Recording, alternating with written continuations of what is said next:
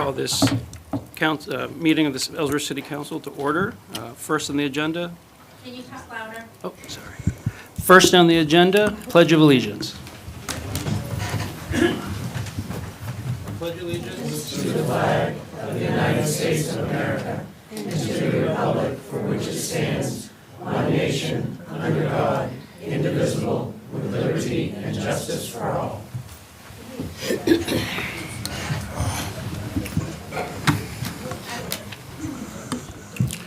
Okay, next on the agenda is the rules of order. This body has adopted Robert's Rules of Order, and that's how we proceed with our meetings, following Robert's rules. Agenda item number 4, adoption of Ellsworth City Council minutes from the following meetings: April 9, 2026, special meeting, and April 20, 2026, regular meeting. How would the council like to proceed on the adoption of the minutes? Councillor Shea. Make a motion to accept the minutes as written. Second. Second. Any further discussion from council? Seeing none, all those in favor? Opposed? Unanimous. Okay. Agenda item number 5, presentation of awards. We have 2 awards to present tonight. I don't know if any of our recipients are here, but we'll present them anyways. City of Ellsworth proudly presents this certificate of service to Cheryl Flanders in recognition of 10 years of service to the Ellsworth Public Library. Your devotion to duty and loyalty to the community have contributed to the improvement of the City of Ellsworth. Presented this 18th day of May, 2026. Thank you, Cheryl.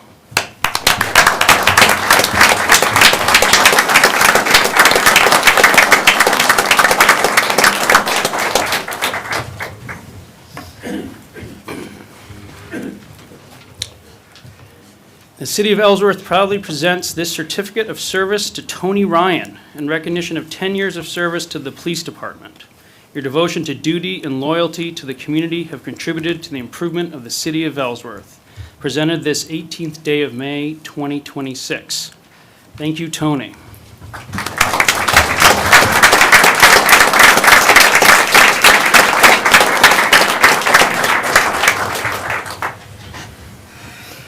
Okay, next we have the proclamation for the National Fallen Firefighters Memorial Day.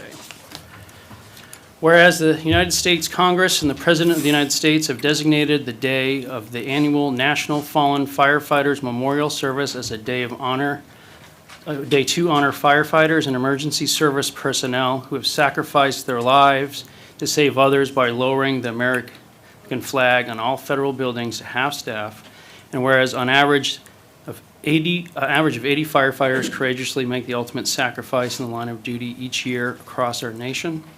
And whereas the firefighters and emergency service personnel of the City of Ellsworth play an essential role in the protection of lives and property within our local community, standing ready to respond at a moment's notice. And whereas the City of Ellsworth specifically honors and recognizes the ultimate sacrifice of Deputy Chief Robert Bobby Dorr Jr., who passed away in the line of duty on May 5th, 2021, and whose legacy of service and dedication continues to inspire our department and our citizens. And whereas it is of a major importance that we increase our efforts to reduce deaths, injuries, and property losses from fire through education, training, and community risk reduction. Excuse me. Now, therefore, I, the mayor of the City of Ellsworth, do hereby call upon all citizens of Ellsworth and upon all patriotic, civic, and educational organizations to observe the day of May 3rd, 2026, a little late on this one, in recognition of the patriotic service and dedicated efforts of our fire and emergency service personnel by lowering American flags in all buildings to half-staff. I respectfully encourage these same organizations, as well as the citizens of Ellsworth, to remember all fire and emergency personnel who have made the ultimate sacrifice and service to their community, and to pay respect to the survivors of our fallen heroes by participating in Bells Across America for Fallen Firefighters. Toll a bell, pause for a moment of silence, or read a special passage to honor the sacrifices of these public servants and their families. Light the Night for Fallen Firefighters. I encourage all residents and local businesses to light their homes and storefronts in red on this evening as a glowing tribute to those who have given their all. I further encourage appropriate services and ceremonies in which all of our citizens may participate to honor fire and emergency services personnel, past and present, who, by their faithful and loyal devotions to duties, have rendered invaluable service to our community and its citizens. In witness thereof, I have set my hand and caused the seal of the City of Ellsworth to be affixed, signed this day, 18th day of May, 2026. Sadly, Maine lost another firefighter, Andrew Cross, this past Friday at the fire and explosion at Robbins Lumber in Searsmont. I know Mr. Cross, his family, and the first responders and their families injured on Friday are all in our thoughts and prayers. This is not the only tragedy our community is dealing with. The City of Ellsworth's thoughts and deepest condolences are with Kelvin and Tammy Moat, their family, friends, and all those who know and love Grayson. This is an incredibly difficult and heartbreaking time for many within our city and throughout the community. Kelvin and Tammy have long been part of the Ellsworth family through their service, friendships, and deep connections to this community, and we are grieving alongside them with the loss of Grayson. We are grateful to the many first responders, search teams, volunteers, and community members who assisted throughout this difficult situation. The funeral service for Grayson will be held on Saturday, May 23rd at 1 p.m. at Ellsworth High School. In lieu of flowers, donations may be made to the Grayson Moat Scholarship Fund at the Superintendent's Office at 11 Avery Lane. In addition, a community fundraiser to support the family will be held at Helen's Restaurant on Wednesday from 4:30 to 6:30 p.m. The event will include a benefit spaghetti dinner and silent auction. Those wishing to donate items for the silent auction may do so through Machias Savings Bank by dropping donations off at the Ellsworth Public Police Department. We would ask everyone to continue keeping Grayson and the Moat family in their thoughts and prayers. I would invite everyone now to join me in a moment of silence.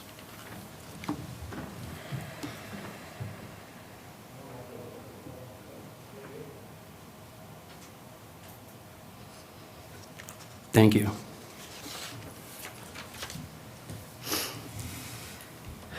Number 6 on the agenda, City Manager's Report. Thank you, Chair Lyons. A few things today. We've got our next workshop coming up here for the city on June 1st, Monday at 6 p.m. There's a few items there. We're going to talk about affordable housing production and a TIF committee formation, which we'll discuss in a little more detail there. We'll also have a discussion of the Ellsworth City Seal, the historic seal in the building, for kind of some planning and progress on next steps, as well as a data center discussion, which a few councilors have reached out about that they'd like to discuss a little more in workshop before bringing any potential items to a city council meeting. So we'll have those. Another one which I think I'm going to add is a discussion on the Ellsworth Dam relicensing and the recent water quality certification denial from the state of Maine's DEP, I believe. Public comment on that denial is through May 25th. I have some pretty significant concerns about what that denial means. I think that I'm still trying to gather some answers to. I think this would be a very significant event if Brookfield decides not to move forward with providing energy and the requirements that Maine DEP is asking for. I know we had a workshop event where a group talked about some of the economic impact and potential on the Leonard Lake Dam removal and what that could mean moving forward. And in some ways, I thought that was an interesting presentation, but also it's really hitting to be a lot more real in this, not just the Leonard Lake, but the Graham Lake Dam. These, as mentioned by myself at that meeting, there's over $100,000 a year, $110,000 I think, from that dam owner that could be lost in tax revenue. The tax revenue is lost in and those dams not being here, one or the other, in terms of the people who have been living on them for generations now, would be extraordinarily substantial. Oftentimes, I think the city, we don't technically have a role to play in this process. I think that's one of the really difficult things here, which is, from my general read, and I'm still trying to get more, reached out to the FERC, the Federal Energy Regulatory Commission.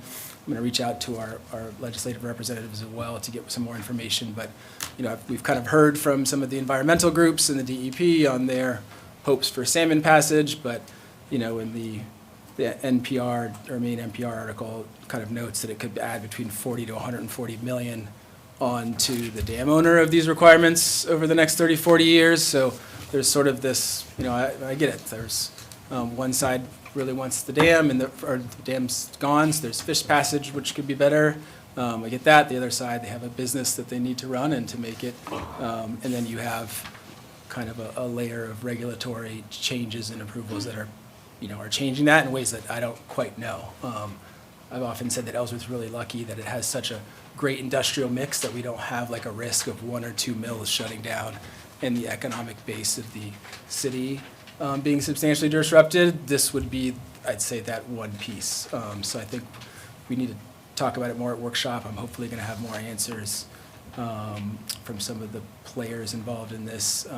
So I'm hoping, I can't quite tell if I'm Chicken Little, the sky is falling on this one, or if I'm, crying wolf and, this is going to get relicensed and it's kind of much ado about nothing. So I hope to have better answers on that for the community and for the council. Again, I know that DEP's initial public comment period is through May 25th. So I encourage folks to reach out, and I think it's something the council and staff needs to work on even more.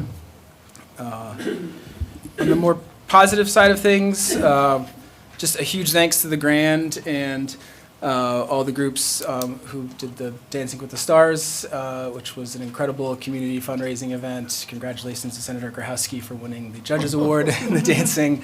Congratulations to Momo from Momo's Cheesesteaks, which I recently found out stands for Motor Mouth, and I have a lot of empathy for that nickname. I thought that was my name. Yeah, maybe 3 of us can be the Momos, the Momo triplets of Ellsworth. And then a huge thanks to Kenny Lemoyne from our fire department. I will say there was a brief moment where I thought that the dance was going to be a little too risque and we'd have to involve our HR department. Fortunately, that was not the case. He did incredible. He didn't win, but we're so fortunate to have people that really committed their time and efforts into this amazing community event to help support that incredible organization, and really happy there. And then from an internal, just thanks, just such an incredible thanks to Sarah Lesko, our librarian.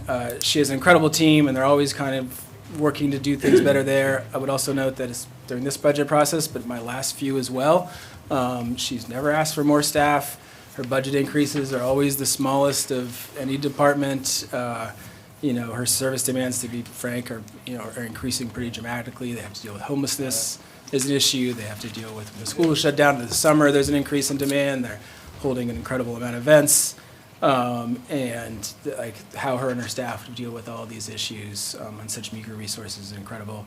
And not to mention the fact that the effort they led to renovate this very old building, which is much in need, was just approved to be put forward by both Senator Collins and Senator King, which bodes pretty well for the full $3 million that both senators have put into their appropriations requests. So I know she did an incredible amount of work, both with talking to this council, but putting together those packages. So I think hopefully in July is around when I'm told we may find out about that. But really, really big thanks to Sarah Lesko, the library, and all of the staff for the incredible work they're doing there to not just think about what Ellsworth needs now, but the future, and doing so in a very fiscally responsible way. So with that, that's the end of my city manager report.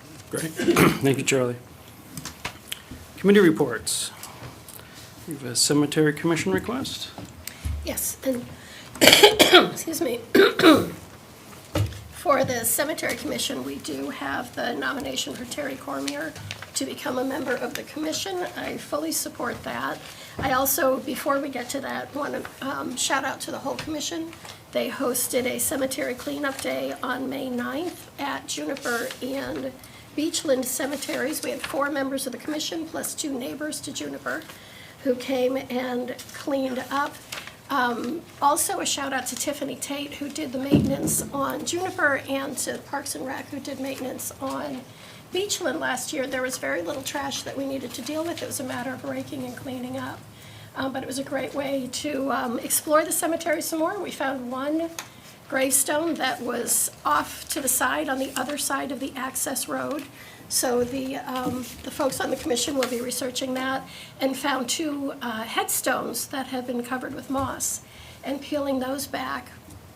Dottie Vachon, who is the head of the commission, also very active on, what is the name of the website for Find a Grave, and was able to get those both recorded. It was recorded that both men were in the cemetery, but not where. So she was able to post a photo and the GIS points for the headstones. So a little bonus beyond the cleanup. And Wednesday is their next meeting, and they'll continue to work on cleaning up with the rules and the process and such moving forward. So commission is very active. And to Terry's nomination, I want to read the last sentence out of her letter requesting to become a member of the commission. She notes that she had been a member of the Juniper Cemetery Board in the past. And she said, "I'm so glad that the city is taking this on and look forward to being a part of the commission and making sure that there are good guidelines and care of our cemeteries and respect for our past community members and veterans who now rest there." So she's going to be a very welcome addition to the commission. Great, thank you. Would anyone like to make a motion regarding Terry's appointment? Councilor Shea? Make a motion to appoint Terry Cormier as a member of the Cemetery Commission. With a term expiring June 30, 2026, is that correct? Yes, and I would second that. Okay. So it's just a month term? We have to renew. Oh, wait a minute. And then they have to Yeah, we re-up have to it. renew. Okay, So, okay. but this would be as a full member of the commission for that amount of Okay. time, and then Okay. keep the cycle going. Okay, so Pat has a motion, do you have a second? I Oh, second. you second? Okay, great. Any further discussion? Seeing none, all those in favor? Unanimous? Any other committee reports? Just, Marina? just a minor update on Knowlton Park. The Rec Commission is organizing the Knowlton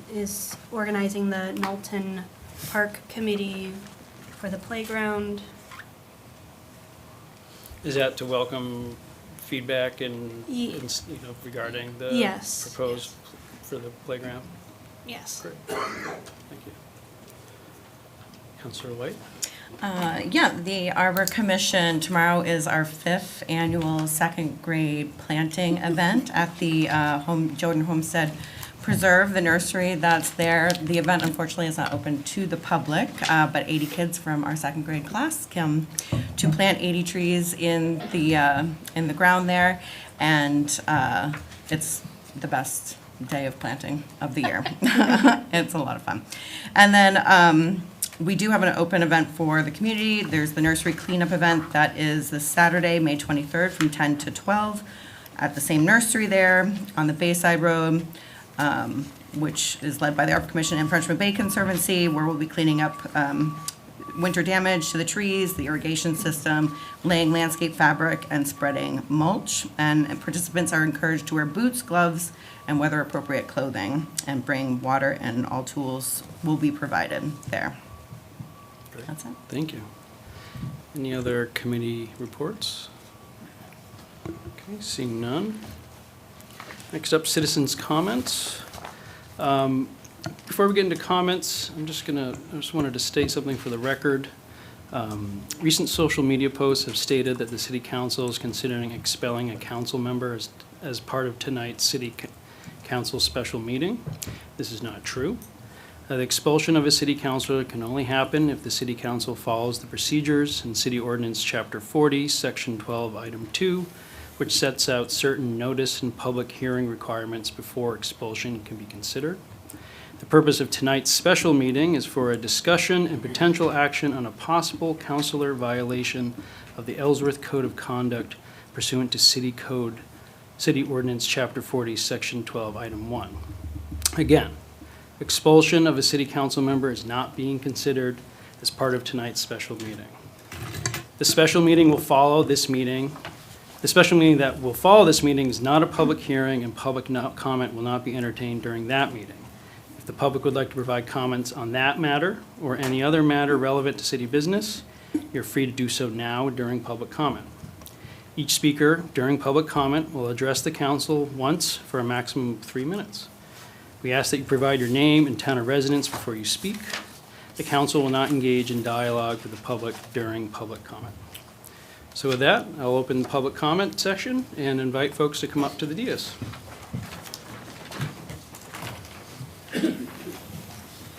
Good evening, Gordon Workman, city resident. I've got a couple items. One item, I just was informed tonight that I could ask the council for me to get a legal opinion on the renewal of a license that I do believe should have been a new business license between Serendip, upper, I guess you can call it, Lower Main Street, State Street, up to Mid State Street, because I think that was done incorrectly. So I'd like to get a legal opinion on that, or the city's attorney's opinion on that, please. Secondly, nonprofits. We just talked about that in the workshop. Our tax dollar goes to the city for city operations, period. Doesn't go to nonprofits. That's the way I look at it. We earn it, we give it to you. If we want to so give to nonprofits, we can willingly, not by factor of our tax dollar being given out. Thank you on that one. Recreation Department. A lot of people was at the park this weekend. Bathrooms are not open yet. That would be a good thing if we could get those open now, because there's a lot of people there. Another item is, shoot, I forgot the other item. Too many items in my head. So I'm gonna go right to the last item. How much time do I have? You got a minute and 20 seconds. Oh, good, maybe I'll remember it. So, I elected Mr. O'Halloran for our city council to represent the tax people of Ellsworth. He's doing exactly what I elected him to do. He's looking out for the Mr. and Mrs. Taxpayer and the citizens. He's doing exactly what he's supposed to do, as far as I can see. Because he's our voice. He works for us. So that's one other thing. Now, shoot, what was the other thing? Oh, the dam. Get a hold of your representatives. Tell them to take the solar money that's being given to the solar companies and to the windmills and divert some of those funds to the dams for the fishways, because they don't do it. That's where it should go. That's a renewable resource.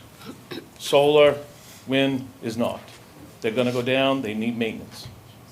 So that's where you can get started with, right there. Thank you, sir. Have a good day.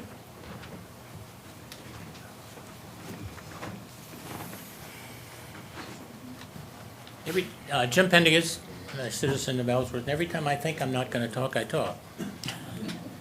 But I have a question specifically of the council. Since it is on the agenda that we're looking at the expulsion of Mr. O'Halloran, my question is, how was the information completed and disseminated to the other council members so they could make this decision? Was it conference calls? In person, written documents, or talking amongst one another? Because if it is any of those, without the presence of Mr. O'Halloran, you could be in violation of that. So I don't know if you're going to answer my question or not, but I would like for you to know that I think there's people in here that would like to know how it was compiled and how did you get it amongst one another. I think that's very important if we find that out, if it's ever disclosed. Thank you. Thank you.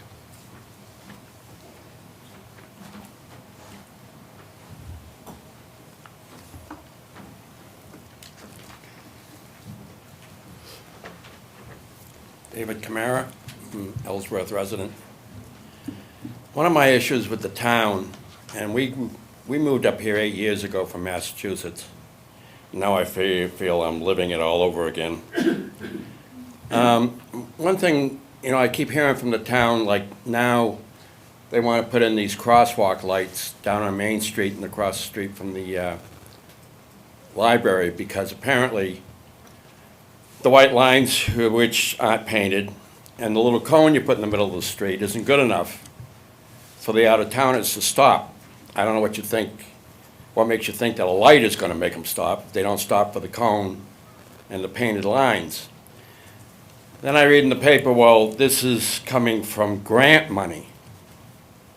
Well, I don't know where the grant tree is that, floats off these dollar bills, but it's coming out of my pocket one way or the other. And you don't seem to be able to refuse a grant if it's even suggested to you. You can't wait to spend it. I don't want another dime spent on anything that's not in the budget. I don't know how often you people meet and how often this room is used, but I was astounded when I came in here and saw this desk and the nice plushy chairs you get to sit in. Who paid for that? I did. With my taxes that got raised over $1,000 last year. If I seem to be a little PO'd, I am, because I left Massachusetts to come up here for a different way of life. And now it's happening all over again, both at the city, state level. And for all of you who didn't vote conservative, this is what you get. So you deserve what you have. And I'm sick of it. And as far as Mr. O'Halloran goes, I don't like the way he votes all the time, but we voted him in for some hope there'd be somebody on the council who would have some conservative views, rather than just spend and spend and spend. And that grant tree doesn't exist. Right here is where it comes from.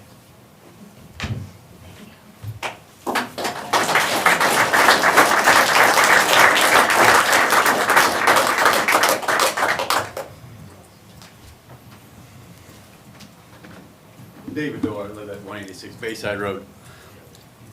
I moved here 6 years ago from Bucksport. When the mill shut down, they raised our taxes. When they figured it out, they lowered our taxes.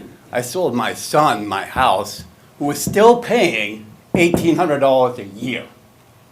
I moved here paying $2,500. I'm over $5,000. I voted that man in. He deserves to stay here. That's what I gotta say.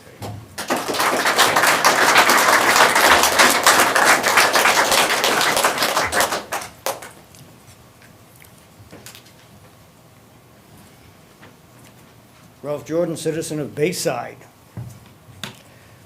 I didn't vote for you the first time, but then I came to these meetings more often. I saw what you were concerned about. I saw that you cared about the people of Ellsworth, and I voted for you last time. He's the only one of any of you that will walk through that door and walk into the audience when you get in here and say, how you doing, what brings you here tonight? I had a little opportunity to talk to Stephen just a while ago. We talked about a lot of things that had to do with Ellsworth. A lot of things that we've seen over the years. I'm just going to list a couple of them, just because I love this town. The Hancock House, that beautiful hotel that used to sit across the bridge. The trees that used to hang over High Street, Main Street. We've seen so much of this stuff come and go that it makes me sad, but the way Steve talked about it makes me believe more than any time before that he loves the people of Ellsworth. He serves the people of Ellsworth because of that love. And the other thing that struck me was when we talked about all those things we saw, the Brookside Hotel that burnt, the coal yard that burnt, the railroad station that used to run through this town, the Hilltop House, all those things that we stay here and we love this town for. The irony wasn't lost that none of you, except with the exception of Mr. Shea there, have ever seen that. And so you cannot know the level of that man's dedication to the people of this town. One other thing, if you're gonna do something to improve this town, here's an idea to start with. Make the city manager position a person who has to live in the city of Ellsworth. Thank you.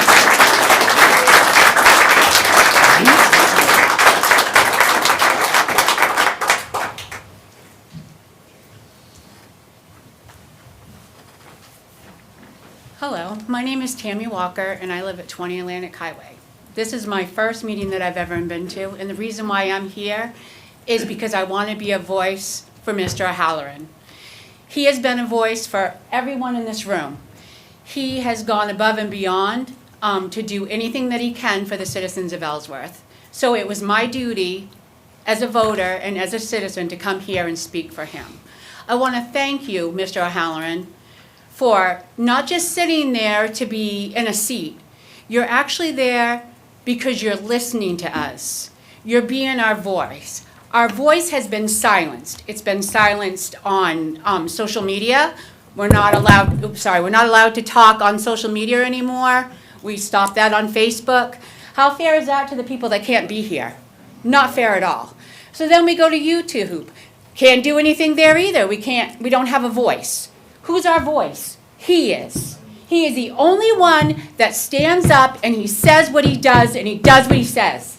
I'm so tired of our taxes going up. I'm tired of people not getting their money. If it wasn't for Steve, that family would not get their money.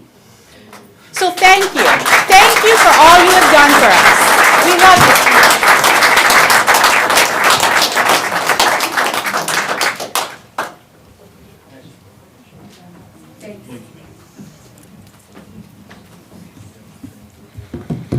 Good evening. My name is Tiffany Gasper. I'm a resident of Ellsworth.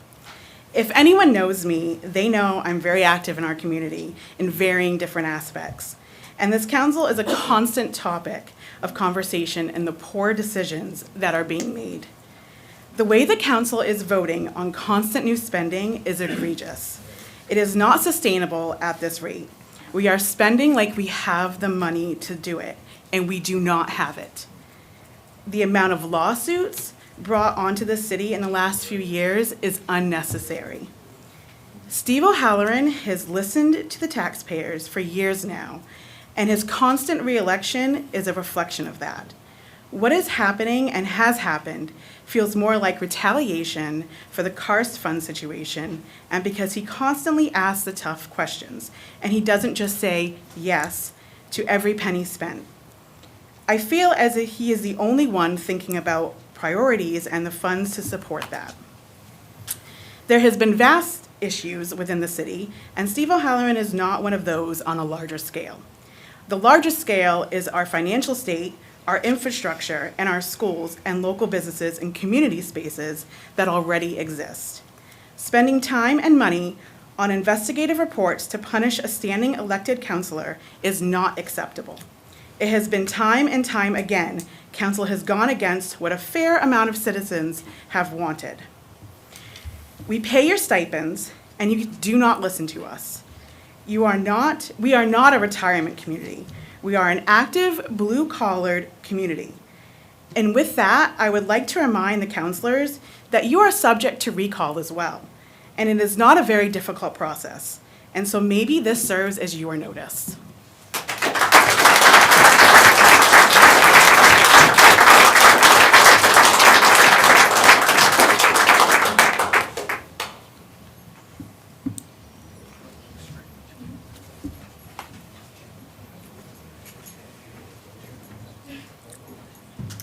My name is Rebecca Maddox Wilbur, and I'm a citizen of Ellsworth, formerly of Ellsworth Falls, before Ellsworth Falls was discontinued. And I still live in Ellsworth Falls, ironically. I wanted to say to Steve, you're the only person, except for Mr. Shea, that I trust. And I voted for you both times for a very good reason. Because some of you know that I was here numerous meetings in 2019 trying to save the old Tyconic fire station, the last vestige of Ellsworth Falls besides the Union Congregational Church. And that should have happened. But I hate coming here, and I'll tell you why. Because we brought all the evidence that anyone should have ever needed to stop that building from being destroyed.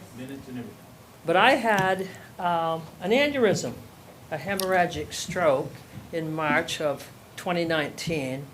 And by the time I got back to Ellsworth, I was just getting clear enough to look at my phone, which I wasn't supposed to do, for 6 weeks because my brain was healing, and see that that building had hit the ground the day before. Just so you all know, the bell from that tower that was there, that is in the possession of an Ellsworth firefighter. That belongs to Ellsworth Falls. Whether it's called Ellsworth Falls or not, that building didn't matter enough to be saved, but that bell mattered enough to be stolen. And that should sit in Ellsworth Falls. Steve and I will talk about that someday, if you don't remove him for doing what every single person here, as far as I can tell, appreciates you for doing, Steve. You tell the truth. And you ask questions, and when you ask them, you listen to the answers. And I don't know what all this is about, but I can tell you that as a person who pays a ridiculous amount of taxes for a house that's falling down around me and has 0 road frontage, only an access road to it, pushing $6,000 now, that is not our tax assessor. That is the money that y'all are spending that require the mill rate to go up, that jeopardize me. I'm almost 65 years old. I've been working since I was 15.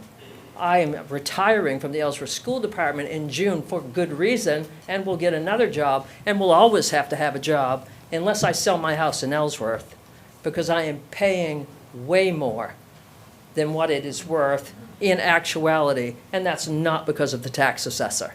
That's because of the mill rate. That's because of the spending. And every time I come and sit here, I hear item after item come up that's not in the budget. Well, we've got to have this, and if we don't, we're going to have such and such. And this, how much is it? Well, it's 800,000. It's 300,000. It's thousands and thousands. And you know what? It gets the yes. And you know who says no? Steve. Because it wasn't in the budget. Ma'am, And the world is not going to end if we don't get another fire truck that's got all the new gadgets, or whatever it is. Ma'am, New your cars, 3 new minutes is trucks, up. all the time, all the time. People keep saying, why don't you run for council? I'll tell you why. Because I value the quality of my life more than to sit here and to stand what you, sir, put up with all the time, Mr. O'Halloran. Ma'am, And I your was 3 here minutes the is night up. that you got reprimanded in front of all of us. And I have never been so appalled in my life. I supported what he did, and I know the Karst family. I Ma'am, grew up with them. you're at 4 minutes, if you can, may, please. Okay, well, That's not permitted, ma'am. If you could wrap up your statements, that'd be the Karst appreciated. family got what they should have got, and he was chastised for bringing it up, but you all were not doing it, and you wouldn't have. He did what he had to do.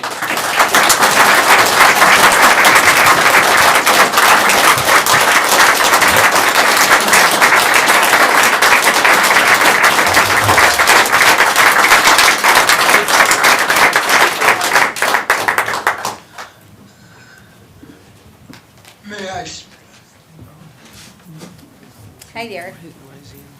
My name is Cheryl Hughes, and I live here in Ellsworth. Thank you for allowing me to speak. I want to address the matter with Mr. O'Halloran. This does seem to be the beginning of a process to try to remove Mr. O'Halloran.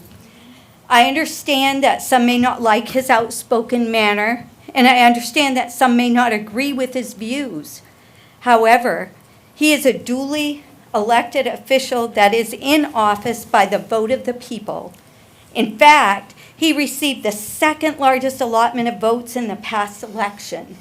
I dare say the next one he will receive the most.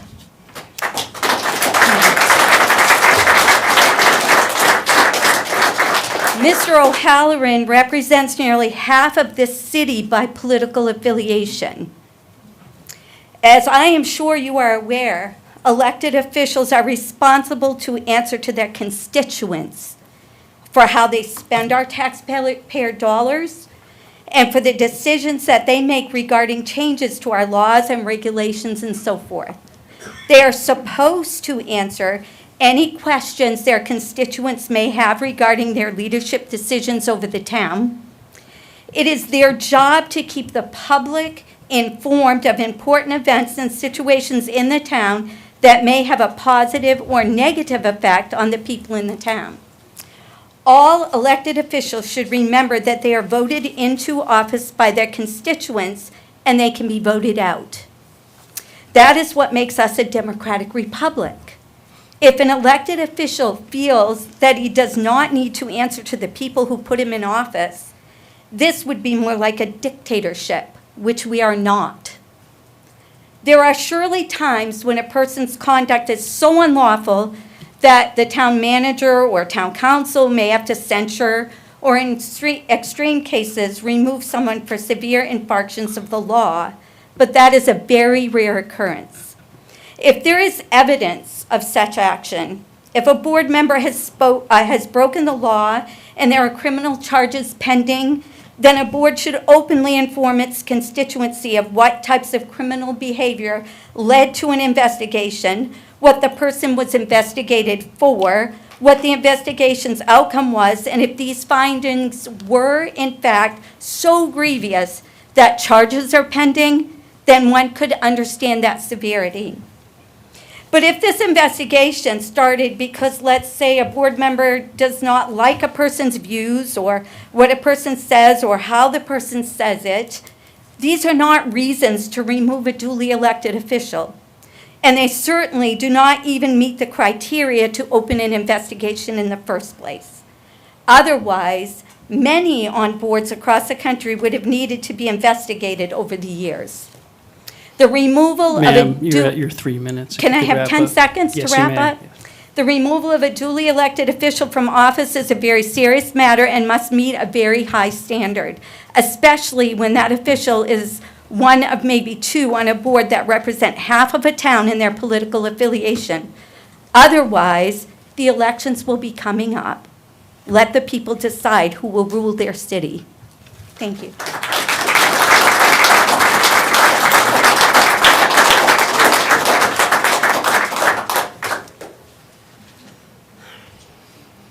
Any other public comment?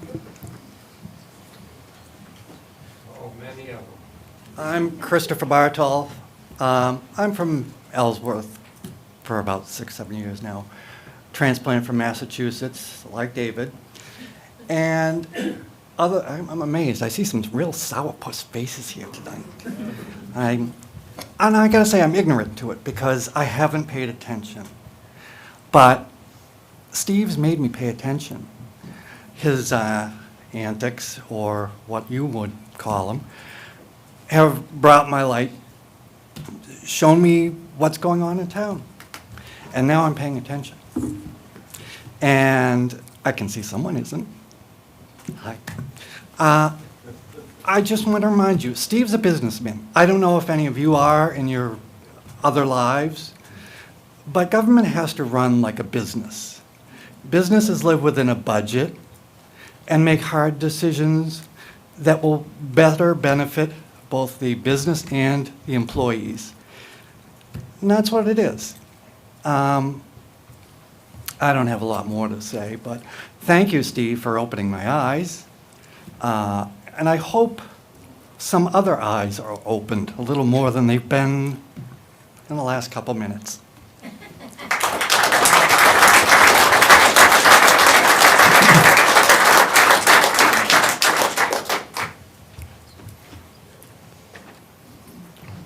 Roger Gilly City resident. These guys are all doing a better job than I can do at telling you guys are doing a shitty job. But I guess, you know, when Mr. Lyons was going to get elected and was running, he said, you know, the parks, my son loves the park, wants the park, we gotta do the park, this the park, that the park. Then he votes against the park. So we take $400,000 away from replacing the park and fixing it, that it needs, put it in a building that should be paying for itself but doesn't. That's all of our money that keeps paying for this building. You know, so therefore that tells me, you know, this friendly Ellsworth, we want the next generation to want to raise their family in Ellsworth. Growing up as a kid, the cool thing about Ellsworth is no matter where you went, I've known Mr. O'Halloran's family forever. As a kid, they were friendly, you know, they'd buy you a soda pop, lollipop, whatever you wanted. The whole town was friendly, you know. It's, you know, like, you know, they stopped putting ads on TV of alcohol and cigarettes and stuff because they said it was attracting the kids. What will attract people to want to live in Ellsworth will be the park. The kids being able to grow up and see that they have a future. They want to bring their kids to Ellsworth because of they had a great life. Right now, Ellsworth doesn't do anything for anybody. You guys want to spend money. You know, you don't really care, I guess, about the people. And it's obvious, you know, you think, you know, because of Steve's thing, you think there's a lot of people here now. Wait till you take High Street down to one lane and you have everybody pissed off.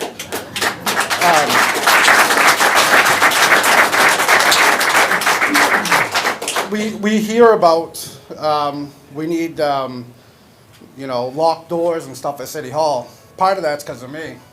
I come in, I ask questions. Next thing I know, I got 3 cops wanting to escort me out of the building. Well, I paid for part of this building with my taxes.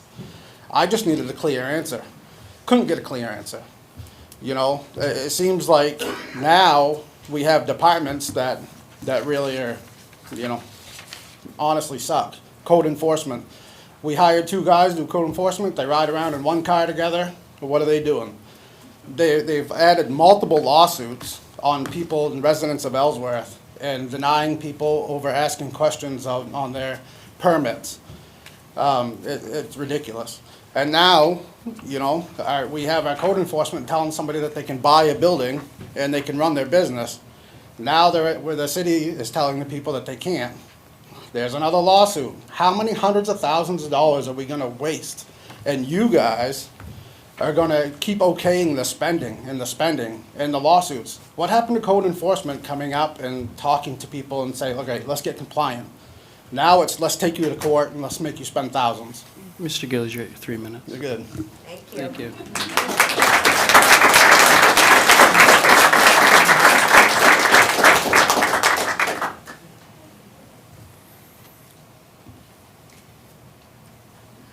May I speak?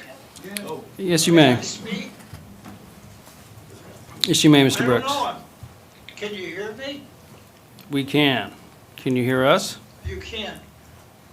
I'm not sure where we are on the agenda. I was logged on here at 6 o'clock, but I didn't get admitted till 1:15 or so. So I'm not sure where we are. I came because I wanted to speak to the matter of these grants, you know, grant application on the agenda. And I'm not sure just where we are.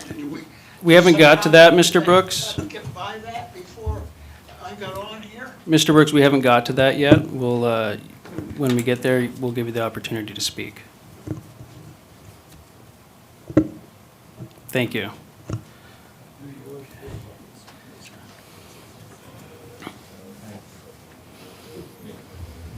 Good evening, John Linehan, Ellsworth resident.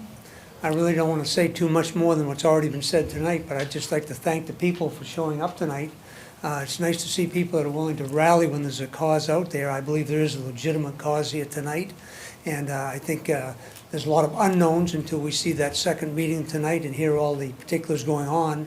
I really don't know enough specifics to address anything specifically, but by rumor and hearsay, it appears like it's a way to challenge Steve O'Halloran and his First Amendment rights, the way he has stood up for our town, stood up for the people. And I just am here to support Steve. I support Pat. I support people that are standing up for what I believe is correct in the city of Ellsworth. And it's very encouraging to me personally. I come to a lot of the meetings, the finance committee meetings, to try to keep a handle on what's going on in the city. And tonight, I've been very encouraged by the people that have showed up here tonight. It's really encouraged me. I'm a lifelong resident. I love the city of Ellsworth. I have fought at various times for different positions here in the city. Don't always win. Lose most of the time, but you know, that's all right. Sometimes if you're right, you have to step up for what's right. So I'm excited to see the amount of citizens that are here tonight, and I encourage you to go home and get one more person to come to the next city council meeting. My goal would be to see the city council meeting moved up to the high school so everybody can get in and know what's going on in the city of Ellsworth. So thank you very much. Steve, we love you, praying for you. You're doing a great job. Keep up the good work. Thank you, everybody.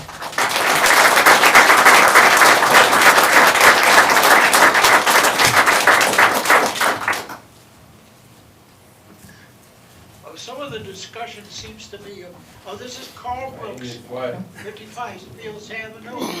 I'm not just a resident. You can go ahead, sir. My name's Robert Grant, businessman in Ellsworth, hopefully retiring, but still have to work for obvious reasons. And I just want to say, I have Steve's phone number and I have Mr. Shea's phone number. I would welcome you all to give me your phone numbers because I don't text, I don't email, I don't do any of that. But I'd like to have all your phone numbers, everybody. And my taxes at my house, 4.5 acres, up on the hill, $10,000+ a year. Okay, nobody probably cares. I do, because I'm trying to retire. Everybody, $4.5 acres, not my land, not the land, just my house, $10,000, 4.5 acres. Now you figure that out. I would like you and everybody else there to figure that out for me. You don't have a grant tree? What's that? You don't have a grant tree? That, maybe one day, but maybe once, but it's over. I'm trying to retire is what I'm trying to say. I mean, I don't want to work. I'm 69 years old. How long do I have to work? I'm 69 years old. I don't want to work anymore. And I think you all should be ashamed of yourself. The city manager, and the rest of you, and everybody up there, for even considering to take Steve away from us. It's wrong, and I'm sorry, it's wrong, and I just can't see it happening. If you guys vote in any adverse way against Mr. O'Halloran tonight, I will be here in the fall to take one of your seats. And I can't do anything. I can't read the computer. I can't do anything. But I guarantee you, I will take your seats. One of them. Thank you.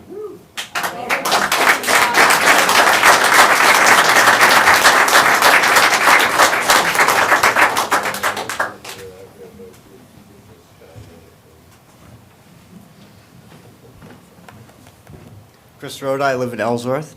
I believe that we're up here because that gentleman right there has transparency and wants everybody to know what's going on, and people don't like that. That's the way the government runs now, and I like how that government runs now. And I really think that as a businessman and everything like that, that gentleman right there represents everything that I believe in. And I'm sorry that you guys don't believe that, and that's all I can say. Everybody else said everything. Thank you.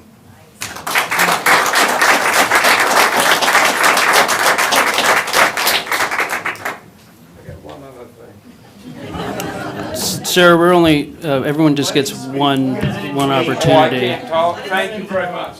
You're the seat I'm coming after. Okay.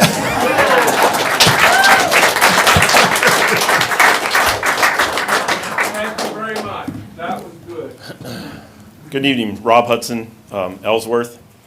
I'm not originally from Ellsworth. I got stationed up here after 9/11, met my wife. We settled down here and stayed here. I served on the Ellsworth Volunteer Fire Department. I served on school board. The year I was on school board, no one took out papers to even run for the seat, so I felt it was an important thing to do. But what I feel that I always did, every time, like I feel Steve does, is every vote or every motion was not based on a political affiliation. It was always based on what was best for those kids and for the city of Ellsworth, the taxpayers, every time. And there were hard decisions that had to be made, that made most people not very happy. But they had to be made. And when it came time for re-election, I was not re-elected. And it's the only time in my life I'm ever glad I lost something.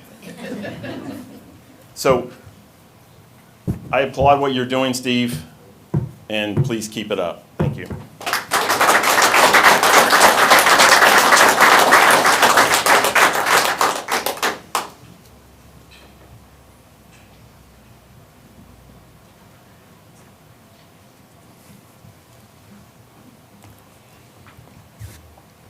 Charles Lynch, resident of Ellsworth. There's been a lot said here tonight, and I couldn't agree more. I'm here to support Steve, everything he's done for the community and will continue to do. And I have a question for you, members of the board, the council. My wife and I are looking at retirement in the not-too-distant future. Am I going to be able to afford to pay my taxes? My mortgage will be paid off, but will I be able to afford to live in my house that I built? I went in the woods, cut the trees down, had the lumber sawn, built the house myself, but will I be able to stay there? Steve, thank you for what you're doing.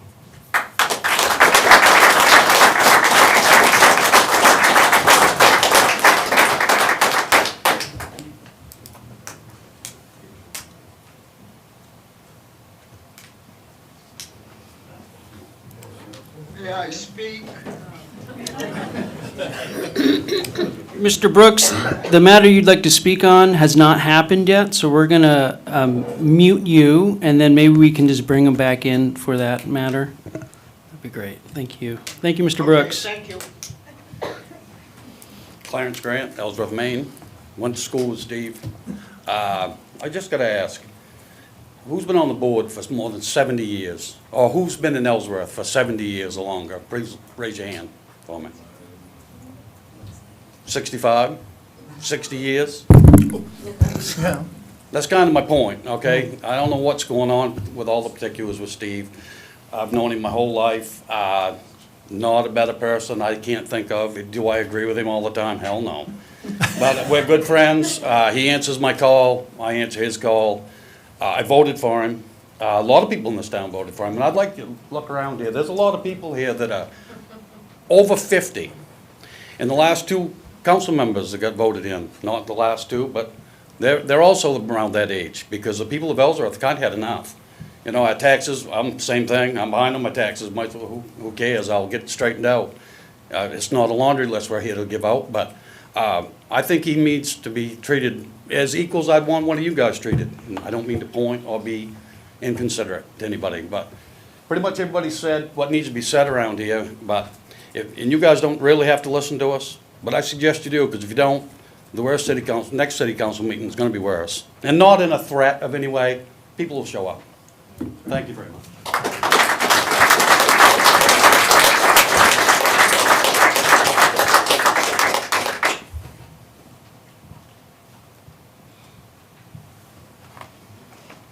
Okay. Would anyone else like to provide public comment? I hope so. Well, Mr. Lyons, anybody out there in the hallway that? would anyone in the hallway, if you can hear me, like to provide public comment?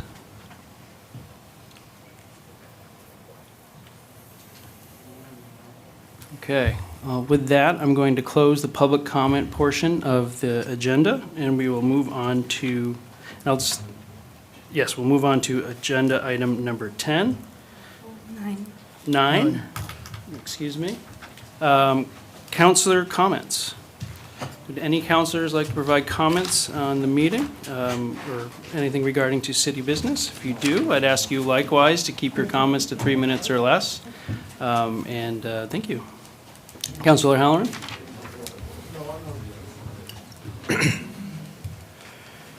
Wow.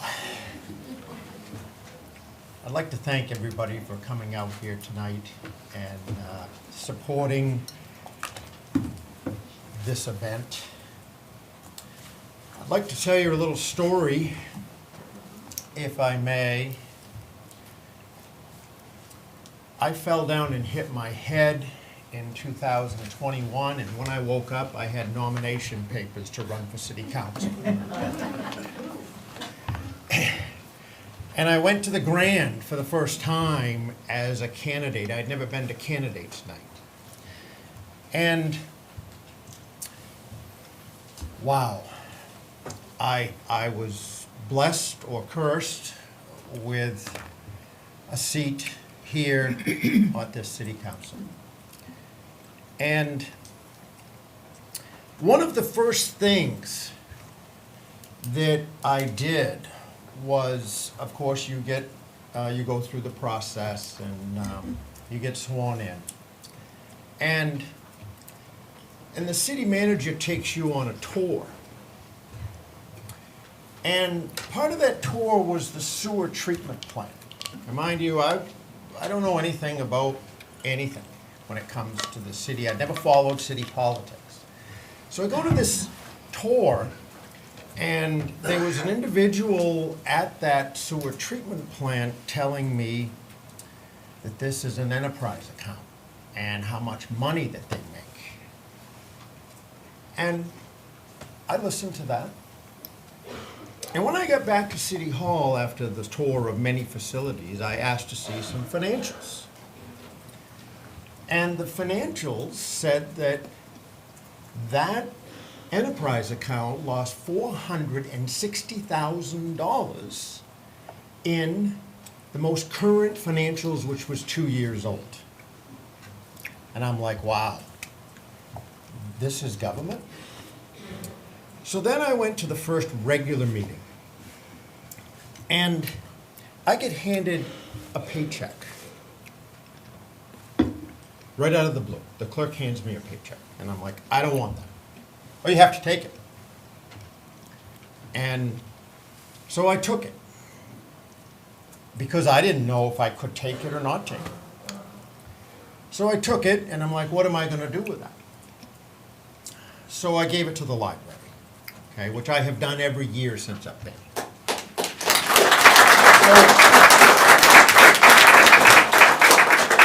I didn't know how to handle that. But those two events shaped my behavior.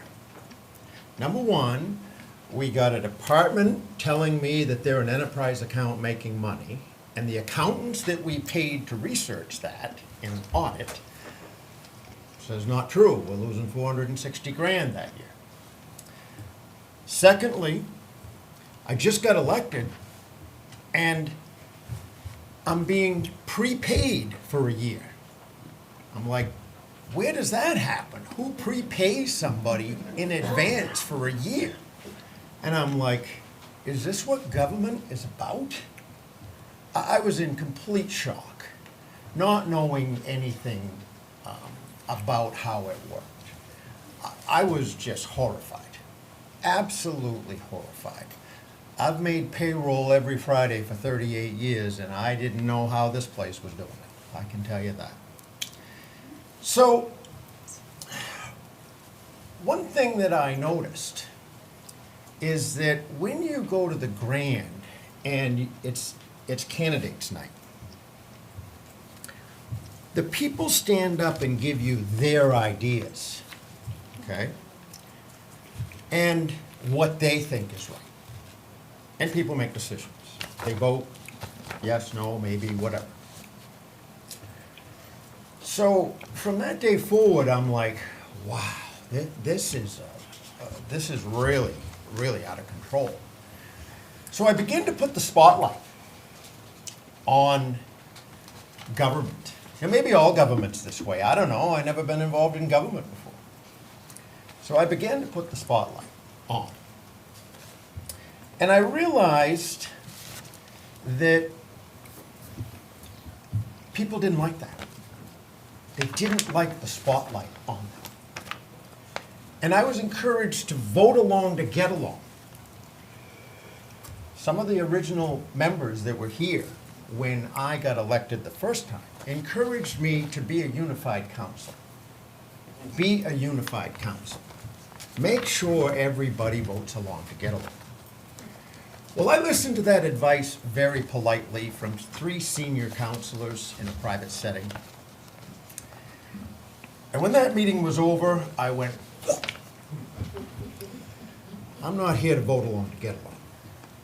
I'm here to represent Mr. and Mrs. Ellsworth. And I used to call Mr. and Mrs. Ellsworth stockholders. And the council at the time was upset by that behavior. So I changed it to Mr. and Mrs. Ellsworth, because that's who I am here to represent. Now, because of that, I'm not well liked at City Hall. Me neither. You hurt someone's feelings. I'm not well liked at City Hall. And I had a surprise given to me that they wanted to discuss with me in private, not in public, my ethical behavior. Steve, just, sorry to interrupt. We're at 6 minutes, and we are going to be discussing that matter at the special meeting. Let me I think finish. your comments might be... Let me finish. Can we be there at the special meeting? Yes, We can. yes. Let me finish. Very good, thank you. So anyway, here we are. I get surprised with an ethics investigation, and I said right there, stop right there. I want this in a public setting. I want everybody to know my exact faults, my rough emails, my bad behavior, everything that I have done wrong, according to City Hall. I stood up for this family, and that's why we're here tonight.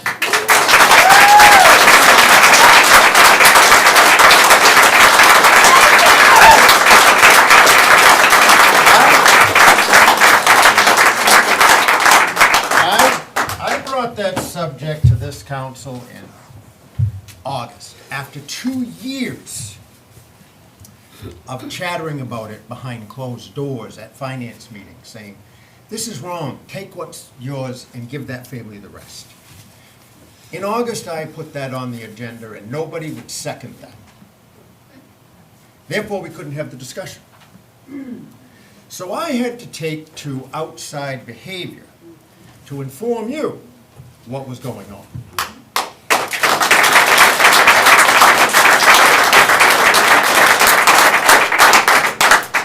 Then, because of you and the public pushback that they got, suddenly it's a new topic on the October agenda, and guess what? The Karsh family got their money back.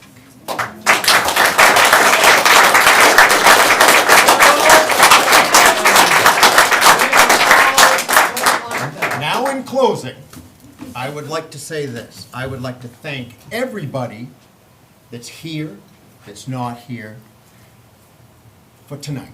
I would have liked to have clapped when you complimented me. I couldn't do that. But I'm here to say thank you. Wear a tie. I pay $20 every meeting not to wear a tie because that's the rules. Why, I don't know. But to all of you, thank you.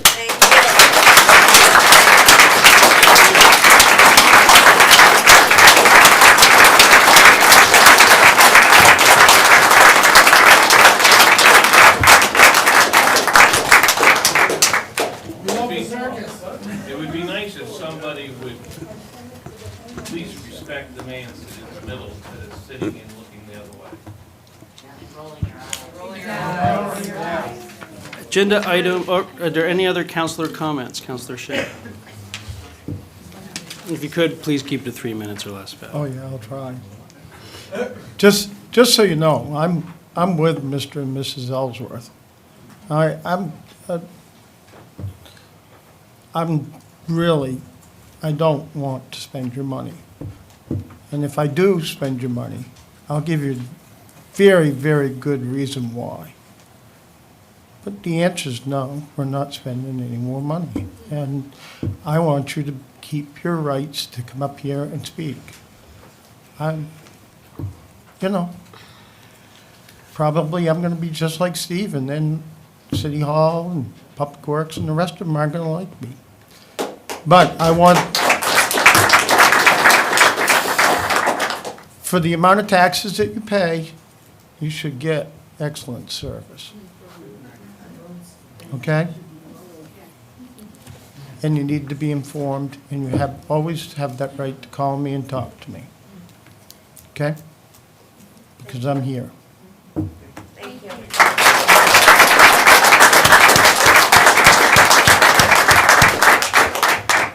Those are the two phone Any- numbers that I have right there. Any further public or counselor comments? All right, seeing none, we'll move on to agenda item number 10. Unfinished business, council order number 042605, public hearing and action on the proposed adult use cannabis overlay zone in Chapter 56 Unified Development Ordinance, Article 3 zoning districts to establish the location of adult use cannabis stores. I believe we have our Urban Planning Development Director, Danielle Gift. Hi, good evening, council. Yep, we're bringing this back to make sure, now that it's been properly noticed. We've gone through all the steps, and you can see that laid out in your memo. So now it's to formally adopt the adult use cannabis overlay zone and amend Chapter 56, Article 3 to include it.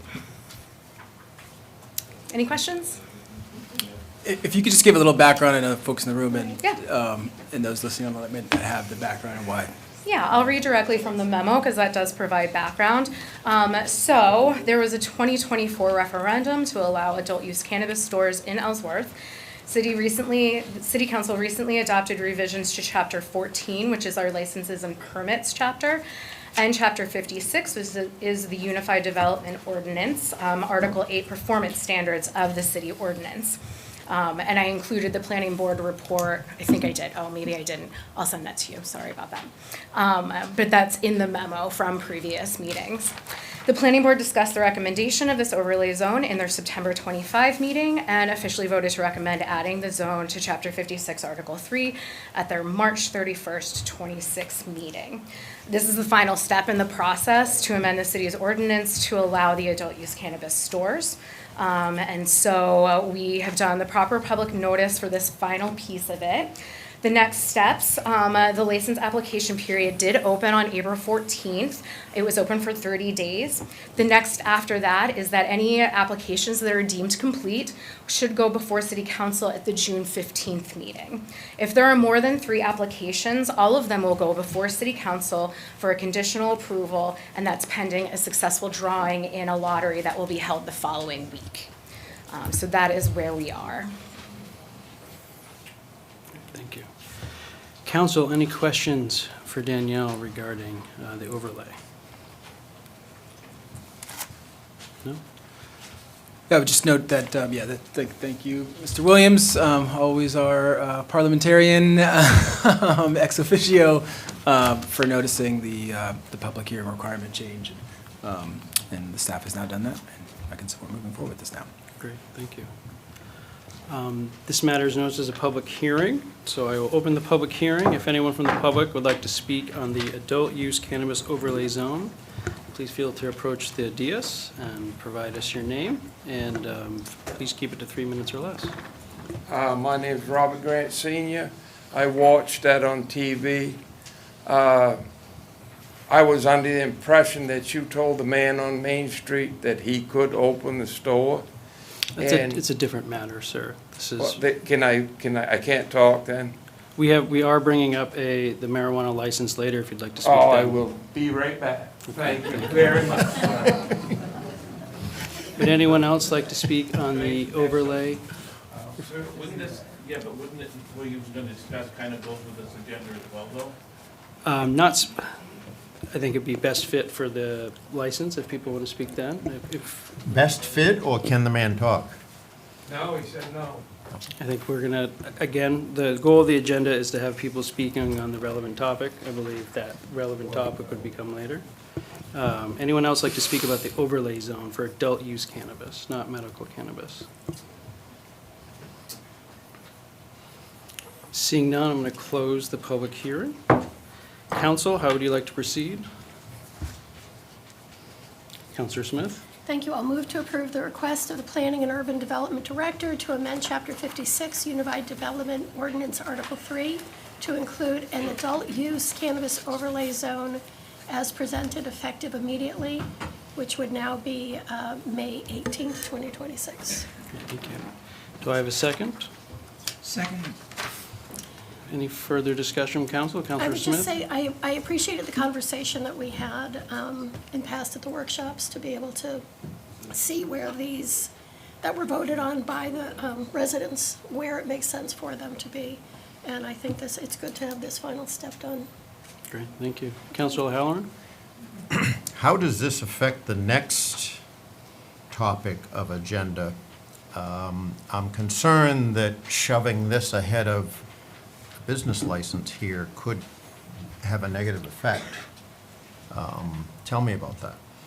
Well, it should have no effect, Steve. This adult use overlay applies only for adult use cannabis businesses, and it only applies to the overlay zone, which we've identified, which is primarily High Street up to Myrick and up to the top of the hill.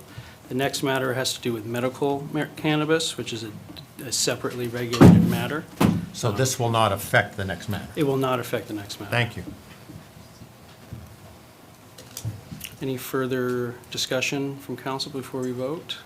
We have a motion to second on the table. Seeing none, all those in favor? Opposed? The ayes carry. Number 11 on the agenda, public hearing and action on the application for renewal of the following licenses. There are a number of licenses. I'd like to take the medical marijuana license separately from the remainder of the licenses that we'll vote on. So I would make a motion that we vote on separately the Rosenberg Smith Enterprises medical cannabis dispensary license. Would anyone like to advance that motion? So moved. Do I have a second? Second. Any further discussion from council? Councilor Halloran? If you're going to separate one, why don't we separate them all? Treat everybody the same. I think for efficiency standpoint and the fact that the other ones, I don't believe there are any issues regarding that, Steve. I think it makes the most sense for us to separate it out. Councilor Shea? Clearly, primary organic therapy, doing business is Clearleaf, that's medical marijuana. If the two of them were separated from the other ones, along with Rosenberg. Sure, we can separate that one out, and we'll do it separately if you'd like. Because they're both medical. Sir, we don't have a memo or anything regarding that business or any of the other licenses other than the Main Street medical business, Steve, so I don't know if there'd be any separate discussion on that one. We don't have any relevant information in front of us other than that we've been told that all these licenses are ready for approval. Okay. Okay, so we have a motion and a second for Main Street Medical to be voted on separately. All those in favor? All those opposed? Okay. All right, so for public hearing and action on the application for renewal for the following licenses. Shimbashi Incorporated, doing business as Shimbashi 139 High Street for renewal of a city Class C license viticular and liquor, renewal of a state restaurant, Class 1, 2, 3, and 4 malt, spiritus, and Venus liquor licenses, assuming it's liquid liquor. Primary Organic Therapy Incorporated, doing business of Cureleaf, Maine, 3 Myrick Street, Suite B, for renewal of a medical marijuana dispensary license, including a city victular license. Crestwell Investments LLC, DBA Airline Brewing Company, 173 Main Street, for renewal of a Class B license, victular, liquor, and amusement, renewal of a state restaurant, Class 2 and 4 malt and Venus liquid license. Scott Kenny, doing business as Jordan's Snack Shack, 200 Downey's Highway, for renewal of a city Class B license, victular, liquor, and amusement, and renewal of a state restaurant, Class 1, 2, 3, and 4 liquor license. Girl Ellsworth Incorporating, DBA Hawthorne Extended Stay by Wyndham, 215 High Street, for renewal of a city lodging license. Zeppa's New York Pizza, 92 Water Street, for renewal of a city Class C license, victular and liquor, and renewal of a state liquor license, Class 4, 3, and 4. LJN LLC, DBA Forest Ridge Campground, 40 Flockamosan Way, for renewal of a city lodging license. And Corporate Chefs LLC, 21 Kingsland Crossing, for renewal of a city Class C license, victular and liquor, and renewal of a state restaurant, Class 1, 2, 3, and 4 liquor license. As this matters, notices a public hearing, I open the public hearing. If anyone from the public would like to comment on any of the business license renewal applications, please approach the dais and provide any comment. Roger Gilly, city resident. I kind of like Steve's idea that these should be broke up into individual, as you guys do them as a group of businesses. We've stood here and we watched a business get a license where they changed their business to add more to their business license than really what they should be after they moved locations. We've watched the city approve a business license well after the guy that owned the business had passed away, and the business license was renewed in that guy's name. You know, so we probably ought to pay a little more attention to what we're licensing for businesses if we're going to allow that.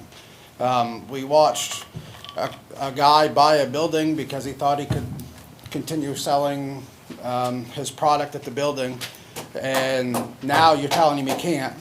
I mean, you guys just open yourselves up for lawsuits, and it doesn't even make sense. So maybe a little more thought going into some of this stuff would make a little more sense. Common sense would really work in situations like this. Thank you. Do I get to comment on the other thing sometime before it's over? Just let me know when it's my turn and I'll come right now. Yes, sir. Would anyone like to comment, provide public comment on the licenses that were just read? No, seeing none, I'll close the public hearing. How would the council like to proceed on these business licenses? Check with the clerk, were all the applications in order and all materials were required? And there's no concerns from any staff regarding any of these businesses? Great, thank you. I'll Councilor make a White? motion to approve the business license renewals as presented. Second from Councilor Smith. Any further discussion from council? Seeing none, all those in favor? Opposed? Unanimous. Okay. Roseburg Smith Enterprises, DBA Main Street Medical, 71 Main Street, for renewal of a medical cannabis dispensary license, including a city victular license. I believe we have a memo on this matter from the city manager. And city manager, oh, I missed, no, I gotta do the Union River after this, but don't let me forget that one. Councilor, or City Manager Pierce, if you'd like to maybe give us some background on this one. Yeah, thank you, Chair Lyons, and I believe we have Robin, the business owner here. I'd just like to first thank and apologize to Robin. She's been excellent to work with her entire time in City Hall over the many years of being here. We've never had an issue that I'm aware of. You know, I've only been here 2 years with your business, and you know, I know the last meeting I was kind of watching online. It was kind of hard to tell in a few areas what was or wasn't moving forward. And I had my own kind of questions that I wanted to flag down. I think some of the circumstances changed between that meeting and now on this, what was a new business application, which had twice gone through council for different reasons, and now it's a renewal. So I'm going to kind of just zoom out a bit. I know I gave a very extensive background memo. I thought marijuana was supposed to be fun, but I've never spent more time and more stress researching an issue, which, really. Can we please have everyone quiet so that we can hear everything? I'm having a hard time hearing. Thank you. It's been, I think, probably almost a 20-year, experience the city's had with medical and caregivers and then going to recreational. So I really kind of had to zoom back a bit to understand this is a complicated one. And, I know Robin, I believe they'll have you come up in a second. And if I haven't gotten things right on like the history here, feel free to correct me. And I'm still, learning. And it's, from what I put in my memo around 20 years ago, medical cannabis was passed in the state of Maine. That led to kind of a new framework for medical cannabis. The city established a moratorium while they worked on a framework. They ended up having one medical operation allowable in the city, which has now become Curaleaf. It was really left, undecided, I would say, on what to do about there's multiple licenses within this category. There's also a medical caregiver retail license, which allows a caregiver to operate a retail space with a set amount of patients, if they grow their own products, et cetera, servicing those patients. The state's laws around those had changed a few times around. I believe this originally came through as a glass shop, and later we found out that the states, with Boss Lady Genetics, their retail license needed the city to certify that they were considered grandfathered. This was last year. The city staff filled out that paperwork to note that I think this business had been here prior to 2018, and we considered this retail caregiver license grandfathered. I think there's some look back on when this was coming through. They probably should have established a framework for caregiver, not just the medical side. But I could say my own piece of the mess, as I say, and there's a few pieces I think I have that I should have done better here. Started last year when we rectified that with the state, noting that it's grandfathered in for the retail caregiver license. But then our office, because even though we don't have a retail caregiver license, we brought it forward, I think at the last meeting, as just, we'll put it in as a medical dispensary and then certify them with the state as a retail caregiver. I'd say that was kind of first mistake, at least on my watch. In that, that's a discrepancy that needed to be figured out. That should have been the inflection point where I said, hey, we've got this grandfathering of this retail caregiver. We only have medical license. Our medical ordinance is pretty clear. We're only allowed one. Curaleaf is that one. This one needs a separate caregiver license. And for the city council to kind of really take the opportunity then to think about it. Then we kind of fast forward to fall. There was a question raised with our staff on if the grandfathering provisions would hold moving forward. I know that was a surprise to me at the last meeting. And I think this one piece of the confusion here was, the aspect of the retail caregiver versus dispensary, and our legal counsel had some back and forth with the code office that gave sort of qualifications. Yes, but, as long as nothing materially changes, something to that effect. And that really should have been a point where also staff said, okay, we've got a gray area here. We're talking about a grandfather transference. Let's get the city manager's office involved. Let's get the business licenses this is actually the clerk's office license, not the code's license. So sort of another misstep. It comes forward in, I think, February is Marijuanaville for a new business license. And honestly, at that time, we sort of were pursuing a retail ordinance environment that we've just put together pretty strict standards on what, blacking out the windows, this is what medical or retail cannabis could be. And when the transference happened, all of a sudden on Main Street, there's, highlighter yellow and orange advertising product right on Main Street. It's really felt like it had changed its use. So again, we said, okay, let's put together some medical standards so at least we have the same standards if this new business would like to come in for medical, which makes sense that you'd have for retail, that there wouldn't be a different set of standards on Main Street. And as part of that review, it starts to become apparent there's a material change of use going on here. It's going from a smaller, low-key retail caregiver license to more of a full medical dispensary, in some ways advertising to bring people into the doors, and really sort of pump the brakes, talk to our legal counsel a lot more, really try to figure out, many of you saw that meeting here last time around about, what I wanted to look into more, which was, okay, how do I weigh that guidance from code, which may not have was a little too broad when code, in my opinion. It should have included caveats, but it didn't. It was a pretty blanket statement from code to Robin that, sure, you can move forward on this. And, but in that process too, as was mentioned at the council meeting, we've never been able to find an ownership of this location. There might have been a purchase and sale, and Robin, I don't know if you'd be able to clarify when you're up here. But that was kind of presented, and we took it at face value that this business had already been sold, and that essentially they bought a business. Once that became apparent, and it sort of, to me, reset things, which is, this purported group that wanted to buy this business, they didn't own it outright at that point. They maybe had a purchase and sale, but now they've had two separate meetings where the councilors essentially deny this application. So I think the El Stapo or the Estapo, or there's a legal term for this, on if city gives guidance and if somebody buys something on it, it could be considered holding. That may or may not have been true with this one. I think it could have been just through the point of the license application, but I feel like that's moot now that we know that the business was not purchased, or maybe Robert can, and there was other things as well. As part of the retail caregiver, they told our code office that they are fully vertically integrated, that they grow and sell all their own materials. You were all here in that meeting when the OCP violation for pesticides in their products was brought forward, and they said they were not vertically integrated. They got those products elsewhere. It's another piece that could also trip the test on if you're not informed properly from staff, or misinformed with an ownership structure, or your type of business, as we're looking at health and safety issues. So now it's kind of, what do we do going forward? This is a tough one. I'm really looking to the council for guidance on, as I noted, Robin's been a great business and has had no issues there. There's been some issues with the business potential transference, but the city hasn't been perfect on this matter. It's really up to the council on how they think that this is a policy. And our attorneys here who, after Robin speaks, maybe can also provide guidance, but really feels like,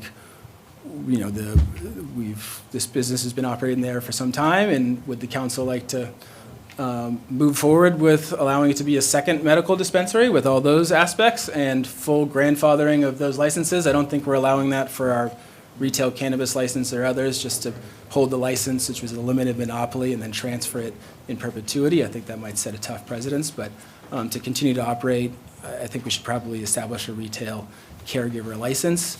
But, there's a range of options here for the council to consider, and I'm sorry, we'll have to spend some time on this and to unwind some of my own mistakes on this, and I, again, apologize, Robin, for that. And with that, maybe we can have Robin come up. Robin Lawler, owner of Boss Lady Genetics. I don't know where to start. I am the owner still. I held paper, money has been transferred, I still own the building. So it is still running under me. So I'm here tonight hoping that you renew my license. I'm back. I moved to Texas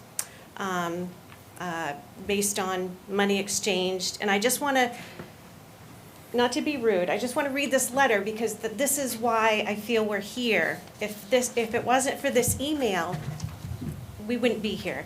It's from Robert Grant. I waited a month and a half before I left for Texas to make sure, because I know that I'm grandfathered and I'm downtown, and so I was very respectful and I waited. And if I didn't get this email, we wouldn't be here today. So I just want to read it really quickly.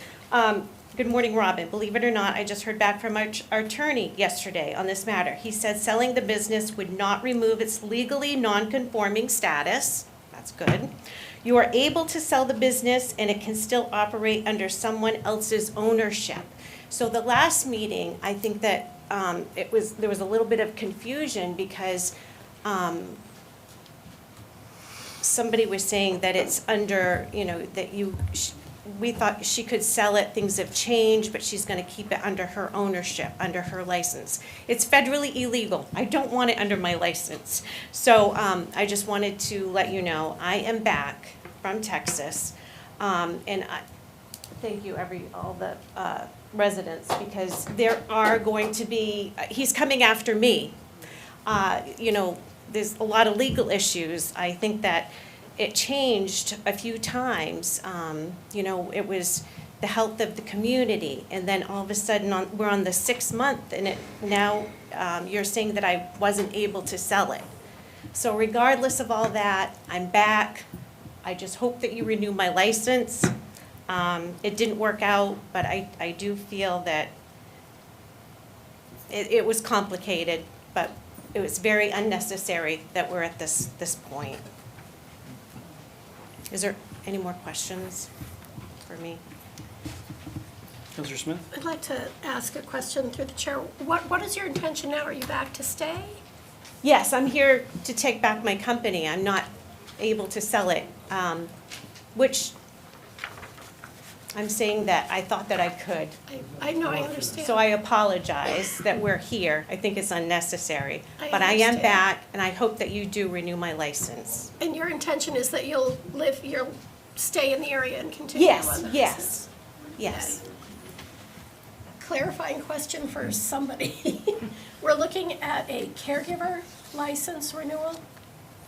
Yeah, caregiver retail, well, that's the issue at hand here, which is we don't have a caregiver retail license in the city. And that's why my kind of guidance in here is that it's sort of, if we want to move forward, we have to decide this piece, which should have been decided a very long time ago on whether this type of use, a caregiver retail, under what conditions it can operate. It's, our ordinance only has one dispensary license. We certified with the state that they were a retail caregiver, grandfathered in for that piece.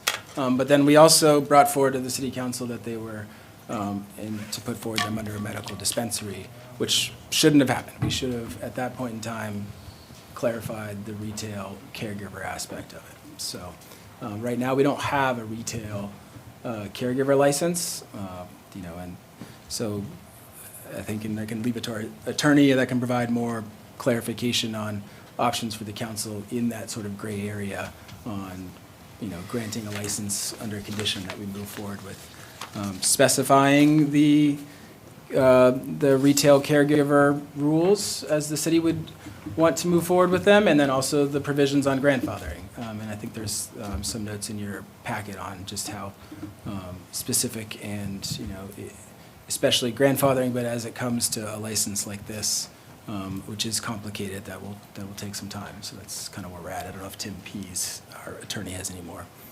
issues or discussion there. Attorney Pease, would you like to provide any comment? Good evening, Tim Pease, City Attorney.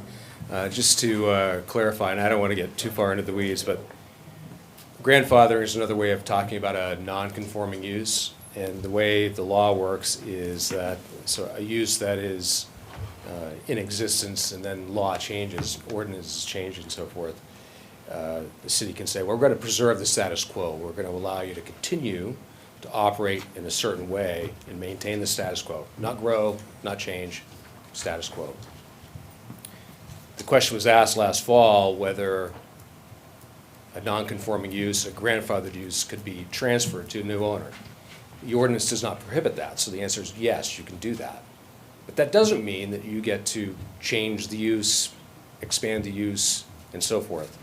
So that was the issue that I think the city ran into with the proposed new owner, is that they changed the look of the operation, they changed the description of the operation, vertical and so forth, and I think that is where the council said, wait a minute, that's changing things.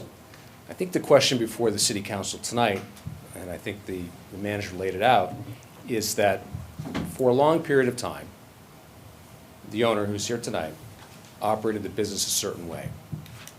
And the city said okay to that. There's been some laws, changes and so forth, and And I think the manager said, going forward, we might need to figure that out a little bit better.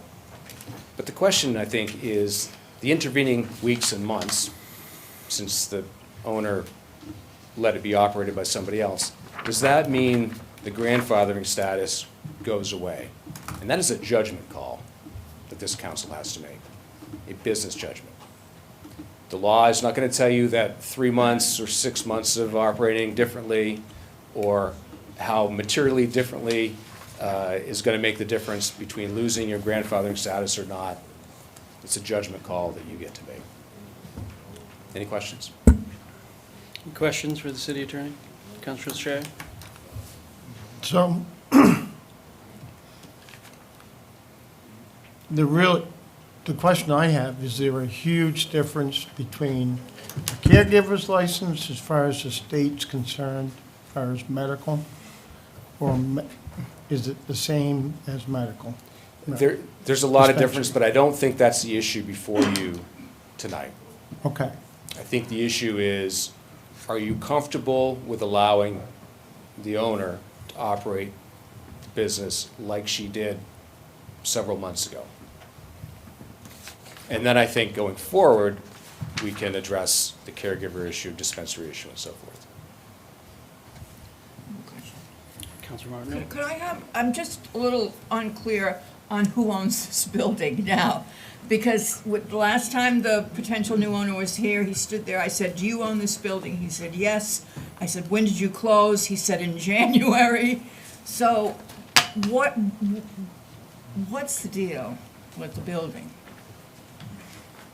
I held paper, and I own the building. And if he didn't get a business license or he didn't make payment, I come in and take the business back. Okay. And is this has this been between you and amicable? Is there going to be a court fight over the? I'm not sure. For me. Yeah. So actually ownership of the business is not set in stone right now. It's. Oh, it is, yeah, for me, yes, it is. For you it is, but. Yes. Okay. No, the only thing that he could do is come back after me for his first payment.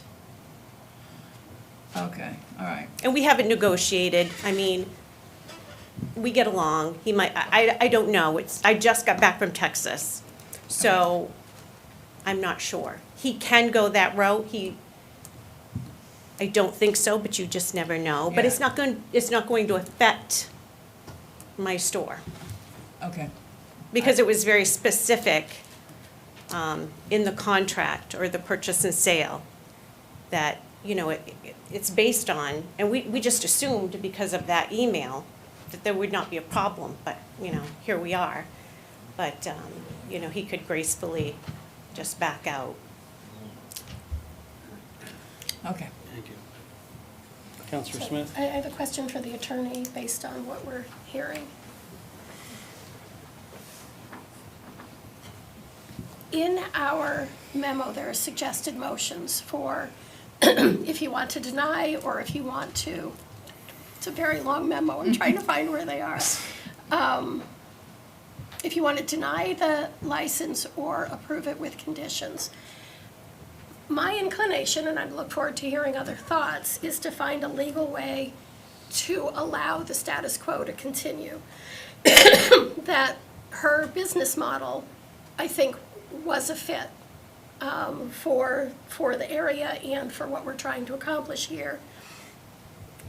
So the guardrails that are outlined here, my sense, again, in waiting to hear from others, is to find a way to make this work under the language. And I want to make sure that we've got the language right tonight, so that if that is how the vote goes, Robin has a clear path ahead of her to move forward with this business in that building.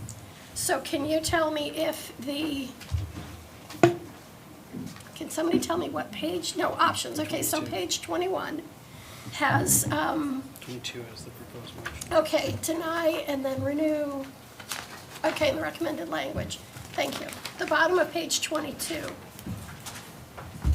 Is that the language that will, to your point, continue the status quo of Boss Lady in a way that's clear and legal, and everybody can move forward. And there's other, higher up above, there are guardrails to put in place that make sense as well. You're talking Yeah. about this, yeah. Yes. You're very concise. And I would say that guardrails are important, conditions are important because it helps everybody understand, especially when Yeah. people change, what you can and can't do. Is it going to be perfect? You'll never anticipate every scenario that comes up, but this is a lot better of an outcome, I think, if you want to go with approving it. Thank you. City Manager Pierce? Yeah, just two notes on that, because selfishly, I don't want to be back in this chair again on this issue. To me, that is, let's create the caregiver retail framework. Let's have a lot more discussion on how the grandfathering will work, not just with this retail caregiver, but as we discussed before, we're about to have up to 3 additional retail cannabis licenses. The city council and, probably 5 or 6 workshops decided we don't want to have, unlimited amounts of cannabis stores in Ellsworth. We'd like to offer, up to 3. These are essentially limited monopolies. In the case of medical, there's 1 allowed. In the case of this retail operator, there's 1 allowed. Or on the converse side of that, does the council consider that those who win the lotteries for these limited monopoly licenses, are they transferable in perpetuity? That effectively makes those licenses a lot more valuable than, if somebody gets the lottery for a retail, or if the folks that own medical, they want to sell and move it forward, that's a much more valuable than I have this building that I would want to sell. And so I think that's worthy of policy discussion, and that would be, I think, a big logical next step. I'll work with Robin to really, like I said, she's been a great business owner. It wasn't until this new operator had come in and we started getting misinformation on ownership status, on the level of their vertical integration, when we had OCP violations on pesticide use, that really became even more complicated. The staff, and myself included, wasn't perfect on surfacing these issues in the past, but we got to iron that out fully through. I would support that as well, and then I'll start working on those frameworks with Robin. And then we could probably bring it to a workshop as well to discuss the grandfathering clause, get how the council would consider these moving forward. So Robin has a little more perfect clarity on how she can continue to operate it. And if she'd like to sell it, would it be a new retail operator that's licensed by the state that would come in under what conditions, that this is how retail cannabis operation on Main Street would proceed? That's the way I would consider that. The second piece too is just, and I know Tim Pease, because I know there's been discussed in the public and in this council too on the legal ramifications with the former person operating for the business. I don't know if, Tim, if you want to talk about that. Tim, in my discussions with the council, this seems somewhat moot at this point in time. There was a pretty clear statement. You always take people at their word when they come into the office or when they're in front of a city council meeting. And if they would have said, we have a purchase and sale, it's not contingent until that would have been good information to have. They didn't say that. I didn't think until Robin told us tonight that it was contingent upon their business license, which they didn't get. It wasn't contingent upon the code officer's email saying they've got it and they own the business already. So I don't believe that the estoppel really holds anymore. It's, if that is accurate, Robin's had a purchase and sale upon the business license. They didn't get the business license. It's pretty clear it wasn't a staff member. It was the city council twice that denied those licenses, first under Marijuanaville, then under Mville. I don't think that there's legal liability there, but I do think that there's a responsibility to Robin to make her whole on this business and to provide some really good clarity. As much as I want to work on housing and affordability and the budget, we got to make this one right too. That's kind of where I'm landing. One more question. So this recommended language for renewing with conditions, it doesn't need anything in there about possible future sales if this poor woman tries to sell her business again. We don't need any language about. I don't think you have to address everything that you can possibly think of right now. I think you can address the big stuff. If you think that's something that needs to be addressed now, you can add it. Okay. Okay. This matter is noticed as a public hearing, so I'll open the public hearing. If anyone from the public would like to provide comments, please approach the dais in 3 minutes or less. Robert Grant Senior. I heard this on TV. I watched this on TV when it first came up. The man that was gonna buy the business, what I'm told, what was stated here, that he had a letter from the code office and you people, and you said it was okay. This is the only problem I got. I'm 69 years old. I can handle my own marijuana business. I don't need you people. So what I'm saying is, you sent a letter. You instructed the code officer to say this, and he gave the letter to that man in good faith, is what I'm saying, in good faith. And now you're saying, oh, no, that's not what we meant. Oh, this isn't the way it went. Give me a break. I don't care about the marijuana business. I'm not going to buy one. The other thing of the highest dollar value for the marijuana business, that's extortion as far as I'm concerned. That's extortion at the city of Ellsworth level to sell a license for profit. It's just wrong. It's wrong, and I don't care what anybody says. Nobody has to agree with me. I'm Robert Grant Senior. Nobody has to agree with me whatsoever. But what they did with that man that signed his name, didn't he sign? He signed a document with you, right? He did it in good faith, and you said okay in good faith.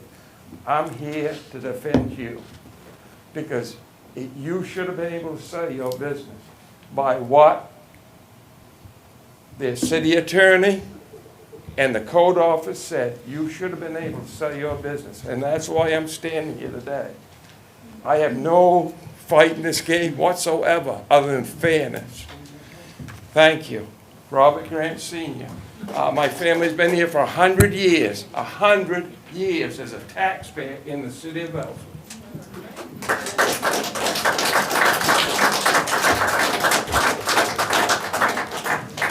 Hi, again. You guys have made a royal mess of this, to be quite honest. That was a purchase and sale, realistically. There was papers drawn up, money was exchanged. You didn't like the guy, whatever. It was like, you just made your own rules on this. Because if you don't have a caregiver's license, no offense, she brings an outside product. He was bringing an outside product. If there's no caregiver's license, it's like you're just making your own rules, which according to your attorney you can do. So why couldn't you make your own rules for this guy?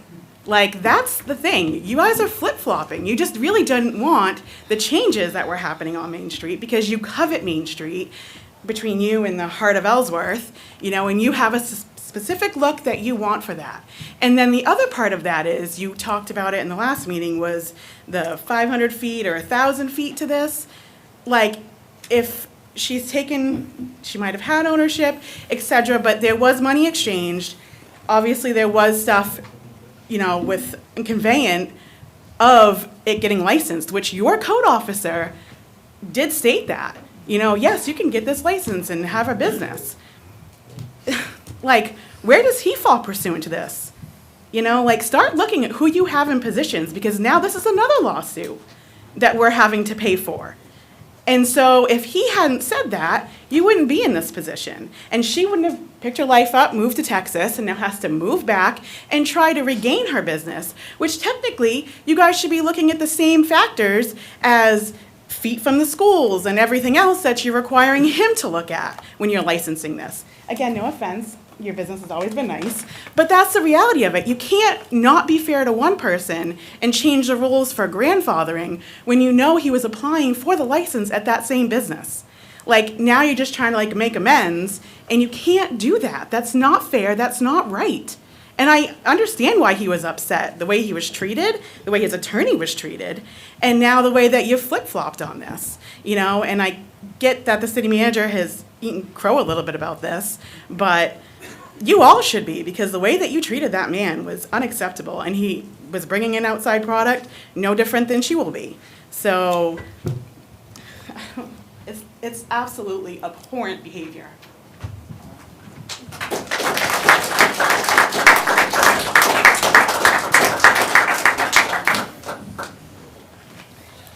Hi, Gordon Workman, City of Ellsworth resident. I do want to bring up one point, though. During that whole discussion, he was told that he could operate under her license until it expired. You can't do that anyway. That's against the statute, operating under another person's license. But yet he was told by the attorney, as well as his counsel, he could. That was wrong. So that's another mistake you guys made. So just keep that in factor of minds, because this lady had to come back because she didn't have the money, and he's holding paper. He owned the business. It doesn't have to be recorded in deeds. If she's holding the paper until he pays it off, that's when the transfer of the deed goes. So he owned the business, and he was told he could operate under a new business license. Until then, he could operate under her license, which is totally illegal. Just so, you know, because I've looked into business licenses, and I'd really like to get an opinion on the State Street changeover on different locations. Thank you.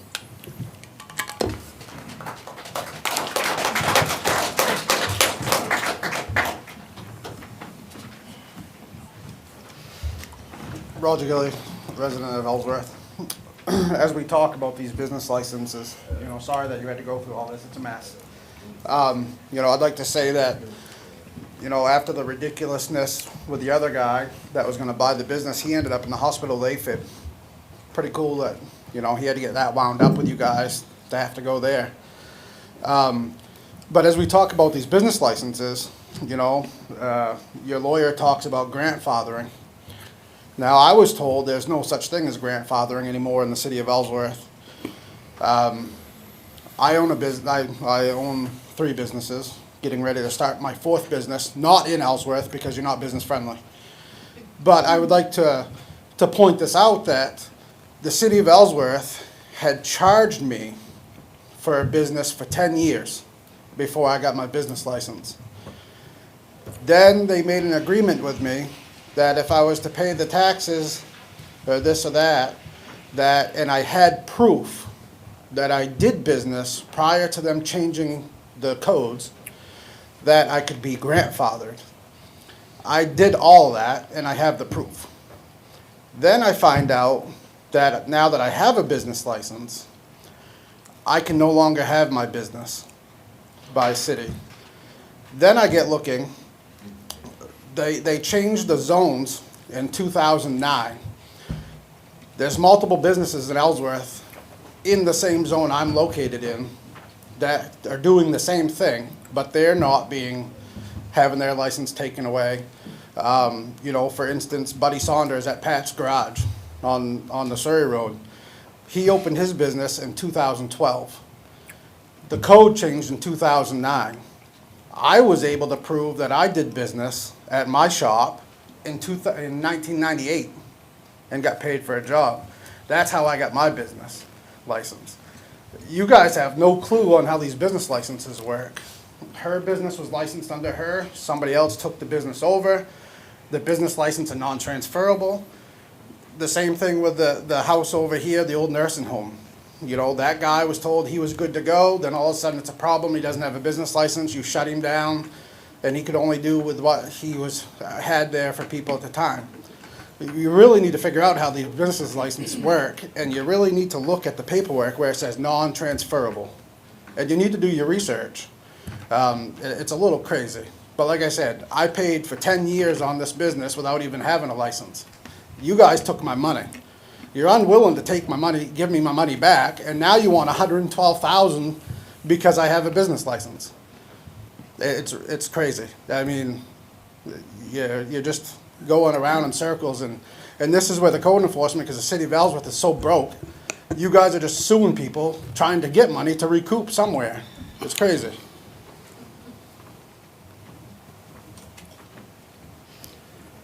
Any further public comment on this license renewal application? John Linehan, City of Ellsworth. All I know is what I've heard tonight about this issue. Seems like a very simple issue that we're making it complex and doing all kinds of different things. From the email that Robin read earlier, she had permission from the city to sell her business. I believe in Ellsworth being a friendly, I don't think they are, being a business-friendly city, that should take place. If the new owner doesn't keep up with the standards or the rules and regulations, you deal with him in that case. But I don't think Robin should be prohibited from selling her business the way that city of letter email was sent to her and to the previous buyer. So to me, that's the only issue. She should be allowed to sell it to the person.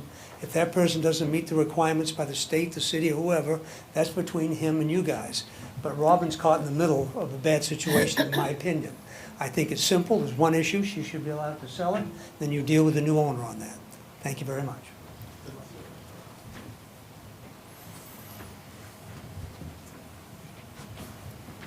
Ralph Jordan, citizen of Bayside. This is exhausting. We have spent way, way too much time on this. And I understand the caution that you're putting into this on the legal aspect of it. But you're just spending way too much time on it at this point. And I appreciate the city manager. You'll never hear me say that again. But I appreciate the city manager owning up to his part in screwing this up. But the truth is, this has been half-baked since the beginning. Give her the license.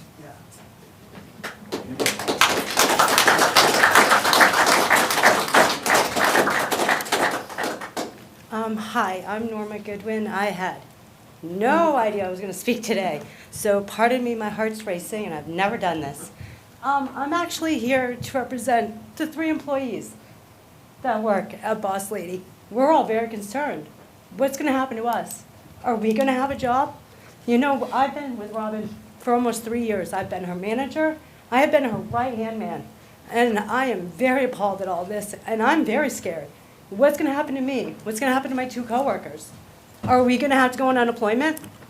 Are we going to have to find a new job? You guys aren't giving us much time. June 1st is when her license runs out, right? It's May 31st, right? That's not giving us, the 3 people that have dedicated ourselves to her, the time to go do anything. Sorry, but that's just my opinion.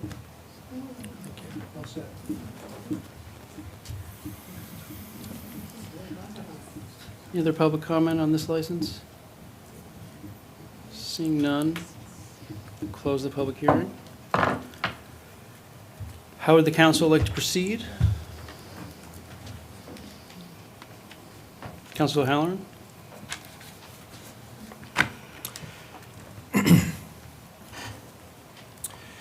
I'd like to remind everybody that in November of '24, the citizens of Ellsworth voted in a referendum to approve recreational marijuana. And I realize there's different levels of marijuana and different bureaucratic steps to all of these licenses. I think the real problem here is our government.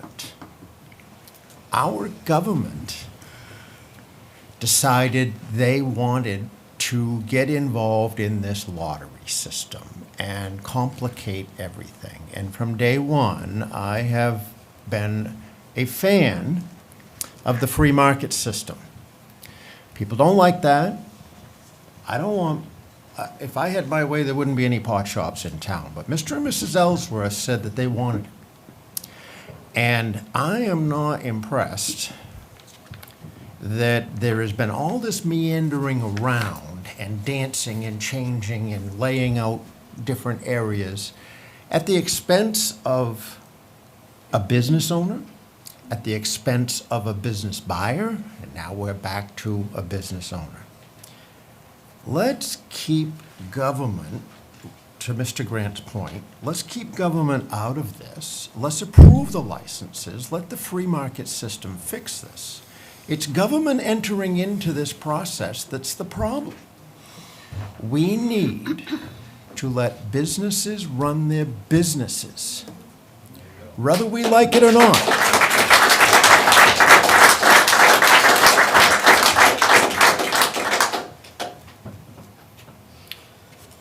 Counselor Smith? Thank you. Given that we are required by state law to work through certain processes, I will make a motion in renewing with conditions, and that is to renew the business license subject to written conditions approved by the city, clarifying that the license is limited to the previously recognized medical caregiver retail use only, that the license does not authorize a second medical marijuana dispensary, and the use may not expand or materially change without further city review, and that the business must comply with all applicable state licensing requirements, city ordinances, and any cannabis-related performance standards adopted or imposed by the city. Do I have a second? Seconded. A second. A second. Any further discussion from council? Councilor Halloran? What does that do to you? That motion, what does that do to you? Does it do what you need, or does it do what you don't need? You. This is not appropriate. Well, I think it's fine if you would like to approach the DS. I'm trying to understand if that language hurts you or helps you. I'm here tonight just to get my license back.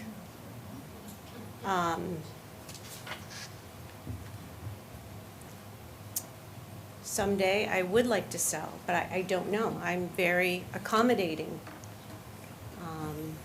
I would like you to be fair with me. And I would like to know in the long term where I can go with it. The reason I moved to Texas, I have a grandbaby. We all have our issues. Sorry, not to be a victim. Fighting for his life. He's a newborn baby. That's why I moved. And I didn't want to come back. I was asked to come back to be at this meeting because usually renewals are, you don't have to be here. So I'm back early and he's having surgery. I just want my license back, but like you said, I would like to know what directions I can go from now that we've, come to this down the road. And I am very accommodating. I will come back and run it like I used to. But there is a problem with Frank Bereni. He's very upset. I think it is unfair. It's business. He was very accommodating too. He was willing to change his name, which I wouldn't ever do. He has 13 stores, so to change your name is a big deal. He had writing all over the window. I'm like you. I don't like that. But he took it off. So I don't know. I just hope that you renew my license so I can go forward, because it is a mess. It's complicated. You're not being very clarifying on any of this. No. Use the original language that when So- you first got a license. Use that Right. language. Not what language Not might what make you us. decide. Yeah, The lawyer said status quo, vote on it.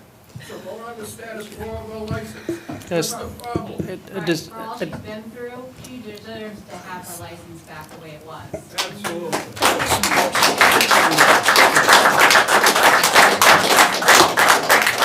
I believe the motion, as advanced, gets her license.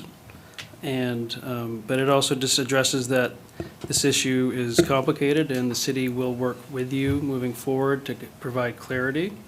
And I do apologize for what's happened. We've been trying to do our best and follow the law. It's a complicated area. But I support this motion. I believe it addresses the concerns of the business, and I look forward to working with you.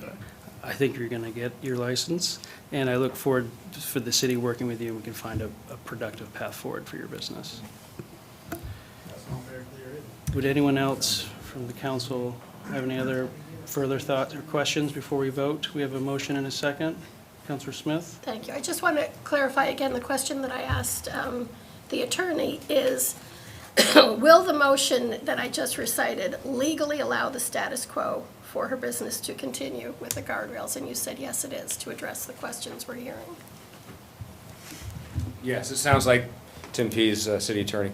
Status quo with the conditions that you read. Right. Thank you. What are the conditions? I mean, that was very convoluted testimony. I'd ask the public not to speak unless during the public comment period. Sir, the public comment period is closed. Sir, I'd ask you to sit down. For brevity's sake, what are the conditions? It was in the motion, sir, that was just I know, read. but the motion is very convoluted. There are probably not 10 people in this room that understand that. Now, I'm one of them. Sir, There was a lot of would you verbiage going please, on sir? to give her something that perhaps it should be interpreted. Sir, What does it say? sir, please sit down. My The God, public, I come up. Why can't I stand here? the public, this is how, we follow Robert's Rules of Order. We want to have an orderly meeting so we could get through the city's business. So we have a motion and a second. Any further discussion, Councilor Halloran? I would like to ask one question. I want to see this lady get this license. I don't like these conditions that have been put on her. I'd like to know what other conditions are going to be put on other businesses like this. I just think that is totally unfair. Let's treat everybody the same. Let's not single out somebody and have all these conditions put on. What are you going to do to the tire stores next year? I mean, come on. Let's let this lady get back to business. You've already messed up everything here. So let's get it back to business. Let's take these restrictions off and renew the lady's license like you did on the rest of these. Just like that.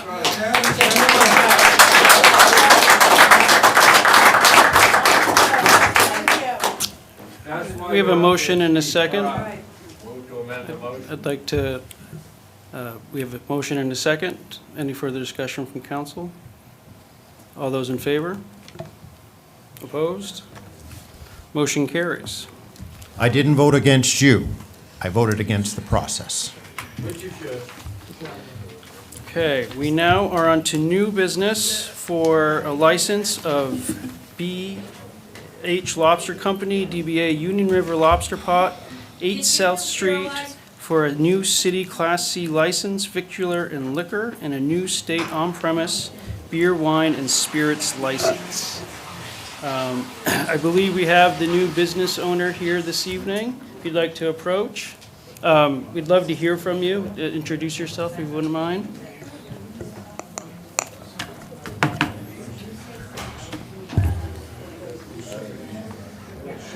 Hello, my name is Diwas.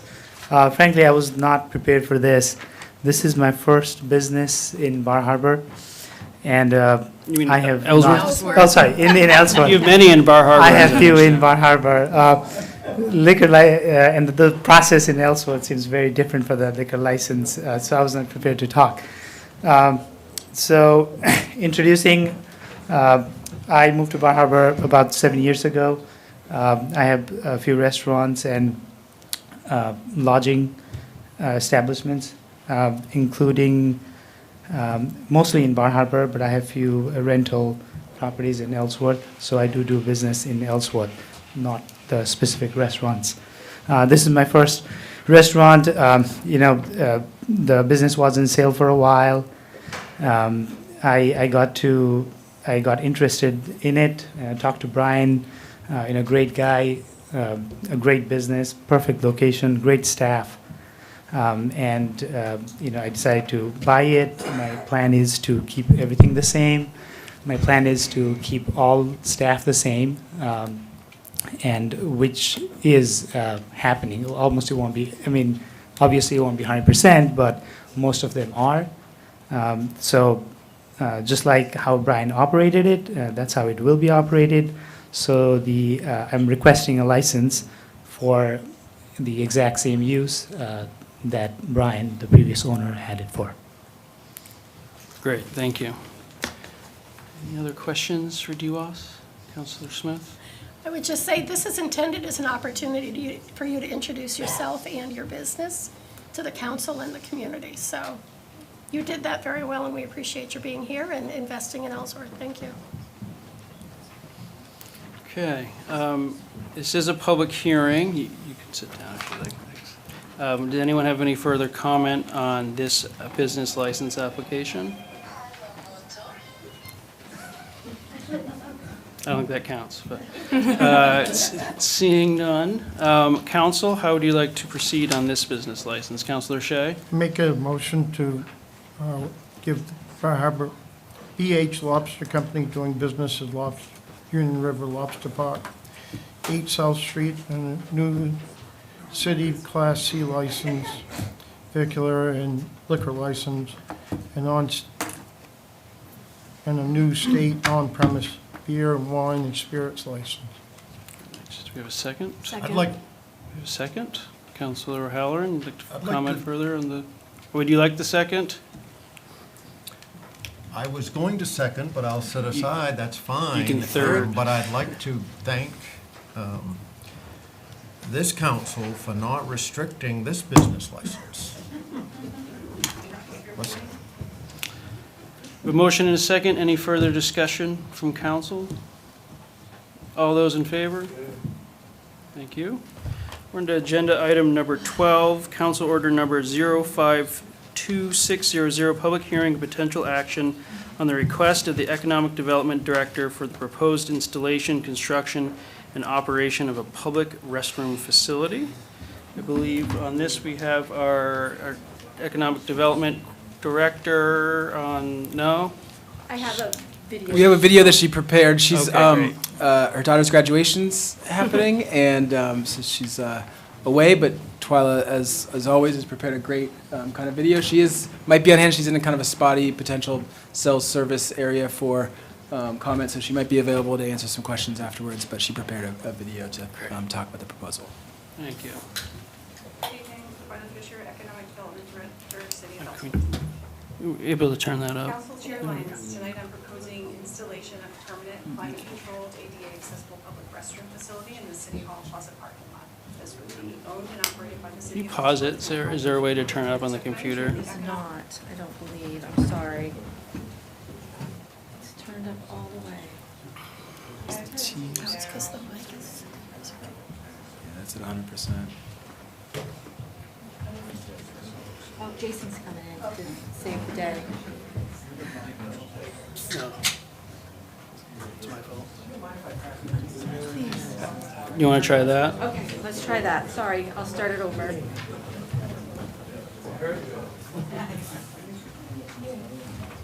Good evening, Twyla Fisher, Economic Development Director, City of Ellsworth.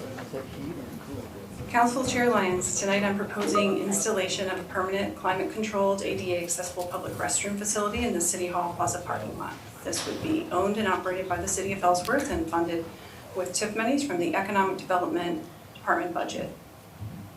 As we know, downtown Ellsworth continues to experience increasing pedestrian activity, visitors, and public programming throughout the year. However, public restroom access remains limited during evenings, weekends, winter months, and special events. Historically, local businesses have absorbed much of the burden of providing after-hours restroom access for visitors and event attendees. So establishing this permanent public restroom facility would help reduce pressure on the downtown businesses while creating a more welcoming and functional downtown environment. The project also supports Ellsworth's role as a regional service center for Down East Maine and reinforces the city's commitment to creating a vibrant, accessible, and visitor-friendly downtown. The proposed location, as you'll see here in City Hall parking lot, was selected because it is centrally located, is publicly owned, highly visible, and within convenient walking distance of downtown businesses, public parking, City Hall, and community gathering spaces. And this is also, as we know, where the bus comes through as well, and so it's convenient for transit as well. The facility, if this is approved tonight, is anticipated to be operational by mid to late August 2026. I'll just point out from this prior slide that you'll see in the budget that Versant would have to move the pool over 10 to 12 feet to make room for it, and it would go in kind of where that shed is now and in front of where the dumpsters currently are, so in front of that fenced-in area. As far as the layout, it is proposed to be about 20 by 20 feet. That includes a storage area on the back side, and it does provide 2 ADA accessible stalls that are right next to each other. Our project total is just under $40,000. This is by far the cheapest option to do it in-house. one of the quotes I received, which, and there were higher ones, but one of them was around $75,000. So this is much, much cheaper to use our highway department to do this in-house. And again, Versant Power would have to move the pole, and that's estimated to be about $7,500. It could be a little bit less, a little bit more, but that brings us about to $40,000. And this would come from the Econ Dev line item that currently is for professional services, but the $30,000 for that could go toward the public restroom project, and then the rest would come from our TIF unallocated line item. As far as timeline, we really actually, if approved, are near the end here. I have been meeting with Public Works and with Highway to talk through this. I proposed this at the May City Council workshop, and this was public notice for tonight. We'll have a public hearing tonight as well, and if approved, we could begin ordering supplies and arranging utility connections, and everything would be with 60 net invoicing terms, so we would begin paying it in FY27. And then construction could begin in June with a 45 to 60 day turnaround, and we would hope to have that again in mid to late August. With that, I recommend that the City Council authorize advancement of this downtown public restroom project, including the final design, budgeting, permitting, and installation activities necessary to complete it by summer of 2026. And at this point, you might want to pause the presentation and the recording. I will be online to answer any questions. Thank you. Great. Is Twyla available, Sarah? I am. I'll be off camera, but I am available. Great, thank you. Does anyone on the council have any questions for Twyla? And I should note that, I know this was discussed at a council workshop last month as well. We try to bring all of the items before they come before votes on this matter. This was in the business attraction plan, the comp plan as one of the items. I think when, as Ellsworth is seeing a massive increase in tourism activity, and I know talking last year, we've kind of used a porta potty to kind of make do, which hasn't been ideal. I have had more than one or two business owners give me a talking to about the need for a downtown restroom, and how, if not, that they're going to send me the bill for all the toilet paper and the plumbing issues that they have to experience on a day-to-day. It kind of, you don't think of those types of things when you get all this increased activity, but where people are going to use their restrooms and facilities becomes very important. Twyla, thank you for looking at all the options you could do here to find the best one that meets our needs. This would be with designated TIF funds to support our economic development activity. Those funds are sequestered for just this type of use. So that's kind of where we're at now on this one. Great, thank you, Manager Pierce. Any additional questions from council for any staff members? Seeing none, Councilor Shea? I kind of disagree with having this done. I disagree with the fact that trying to get the Public Works to do the building. There's a few issues. Make sure that it's not encroaching on landowners' property. And a lot of people have said that we don't need it. I'm going to open the public hearing. This matter has been noticed as a public hearing. If anyone would like to comment on this matter, please approach the dais and provide your name and residency, and please keep your comments to 3 minutes or less. Stephen Shea, resident of Ellsworth. I would suggest before you do any construction, you run your property lines. I've run those lines, and I know where they are, and I would make a suggestion that you hire a surveyor and run the lines. Secondly, we've gotten by in the city of Ellsworth and done quite well here for 150 years or so without having a public toilet there.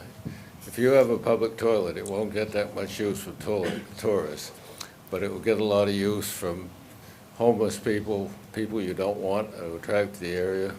So you really better think this one over carefully.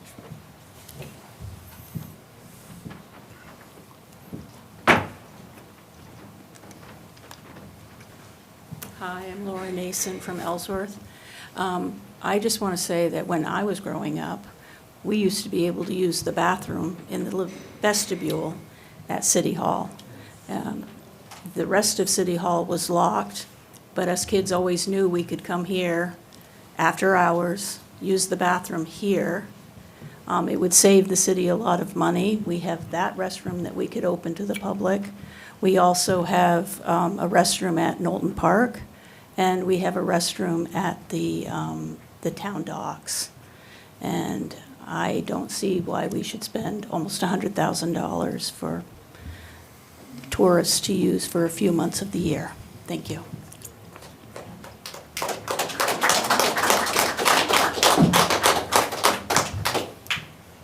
My name is Michael Hill. I'm a resident of Ellsworth. So the price of that was $40,000 to construct, correct? What's the budget and how often is it going to be cleaned? Whose budget is going to pay for it and who's going to maintain it? Have you looked at Bangor? Bangor paid a lot of money, put in restrooms. Nobody uses them except they find a bunch of needles, homeless people. The people they were constructed for don't use them. So really, really plan out what you're doing, because $40,000 to construct it, or a little bit more, and then you're going to have to maintain it, because if you don't, you're going to have homeless living there. Let's really look at what we're planning. It's the only thing. My tax dollars, I pay enough taxes. I live on Liberty Street. I'm doing renovations. You guys tax me enough. I don't need you to tax me to clean up after people that shouldn't be using them. Okay?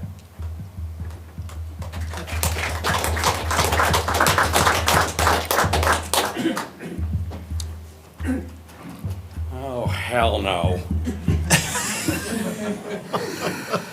This goes right back to spending money that we don't have. But I've been well informed tonight because I learned of a new money tree. It's called TIF. The TIF money. Where's the TIF money come from? And don't roll your eyes at me. You. Excuse me, sir. I'm going to ask you to please Yeah, tone it you can down. ask me all you want, but if she's gonna roll her eyes at me, I'm gonna reply. So, the TIF money, where's the TIF money come from? Comes out of our pockets. Like I said before, if it's not on a budget line item, we don't spend. And then you put it somewhere where we gotta spend to have a pole moved? There's no place else for it? We're gonna make some more money for Verson? Are you kidding me?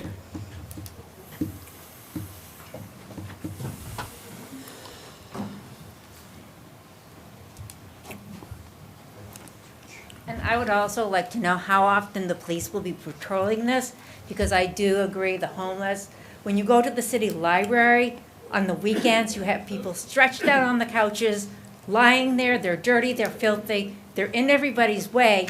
That's gonna happen here in downtown Ellsworth. It's not gonna beautify this town, and we need to have police protection there 24 hours a day if it's there. Exactly.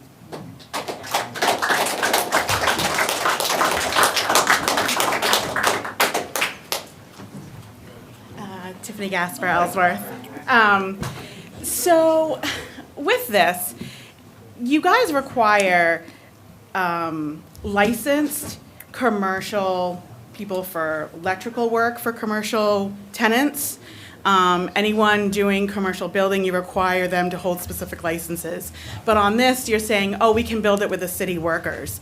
How many city workers are professionally licensed to do the electric work, the plumbing, etc.? Can you answer that? No?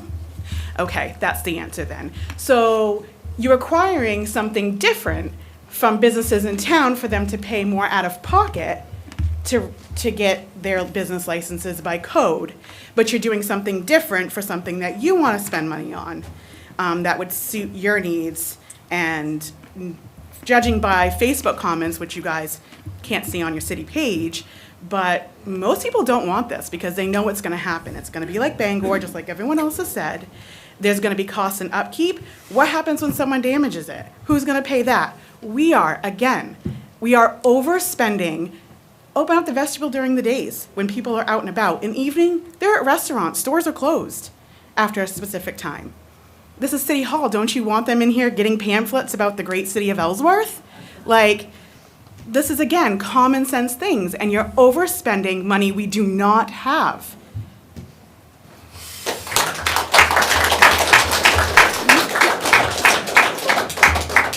Hi, I'm Karen Arkin, and I'm a resident of Ellsworth. I live on the Bangor Road. It's strategically very scary up there, by the way. Anyway, there is a porta potty at Ellsworth High School, right, in the summertime, because there are athletics going on, okay? There's a porta potty at the middle school. I think there's like 3, and I'm not sure, but I think they should move it back by the track, unless it's still up by the track, because you know us old ladies, we gotta go. So, and then there's the bathroom at DeMeyer Field. I've taken someone up there, and I'm really glad that one's there. I don't know who pays for it, maybe the Rotary does. Fix it, just so you know. Oh, really?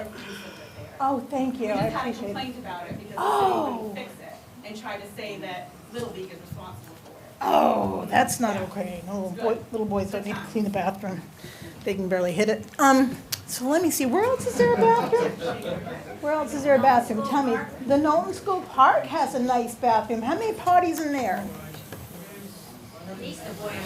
Okay, so there's 2 there. The YMCA has a bathroom, and people like to use the YMCA. We give money to the YMCA.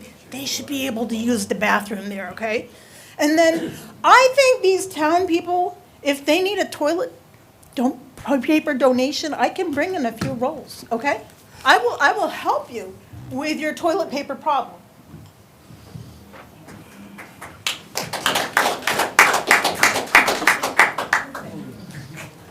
David Dorf from Bayside Road. Look, I manage 5 restaurants in Bal Harbor, Maine. We put a sign up that says, you don't pay, you don't use the restroom. We don't need to spend $40,000 on a restroom. Why don't you ask Randy Sprague to put up 1 porta potty? Makes sense to me, and he'd probably donate it.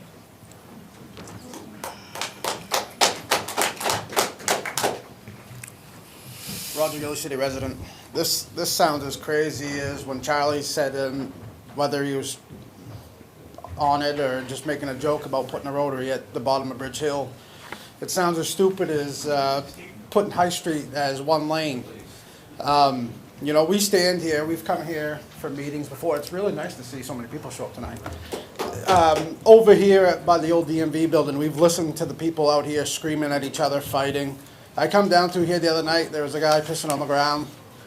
I mean, the guys leaving the bar over here, they could do the same thing. They could hide behind the dumpster. I mean, how many parking spaces are we gonna lose more in downtown Ellsworth? We put this parking space in over here, we shut down a road, took away 6 parking areas for people to barely sit there and use, and we pay the Parks and Rec and everybody else to spend 4 days down there planting trees year after year, cleaning it up, putting stuff there, and then they have to take it all down. It's just a waste of money. We're supposed to be for Ellsworth, you know, help the businesses profit. Like, you know, Tiffany said, or somebody said, that most of the businesses are closed, but the restaurants and bars. I don't see a big traffic area that's not going into those places. I really think that you really need to think about that, and $40,000 seems a little bit low to be hooking all this stuff up. But as we've seen before, the city says, well, our city garage can do this work. They can't fix the potholes, but they can put in a bathroom. You know, so at this time, I mean, how much more are we gonna put on those guys? They bicker between each other now, you know, we don't utilize everything that we have. The bucket truck, we wasted money on, bought a truck, can't use it, nobody's certified to use it. The truck's not certified. How much more spending and wasteful spending, when we're supposed to be friendly Ellsworth, can we take? I mean, we can't keep paying taxes for nothing. I mean, anybody can do your guys' job. You know, I go to work first thing in the morning and don't come home sometimes until 2 in the morning. You know, sometimes midnight. I don't know when I'm coming home. I'm raising 4 kids. You guys all get to go home and act like it's nothing. You know, you don't make any more money than the rest of us. I don't see what why you guys can't think with common sense. It doesn't make sense. Next door.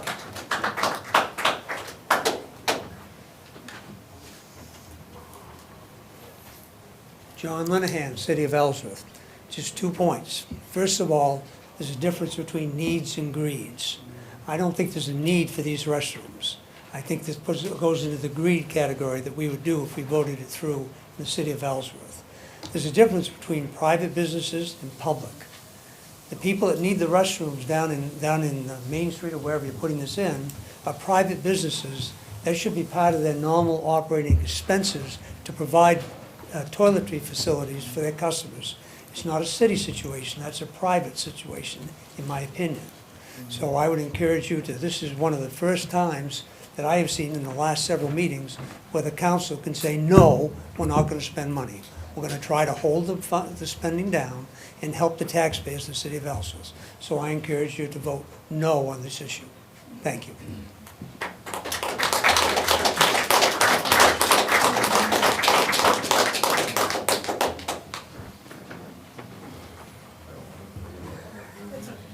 Hi, Gordon Workman's resident of Ellsworth. We've taken a street away from our public because supposedly it's unutilized space use. That street is used constantly. There's more cars that go down that street than people. It's a return area for the fire department. I don't know why the fire department doesn't come to you and say, look, we use that all the time, but they don't.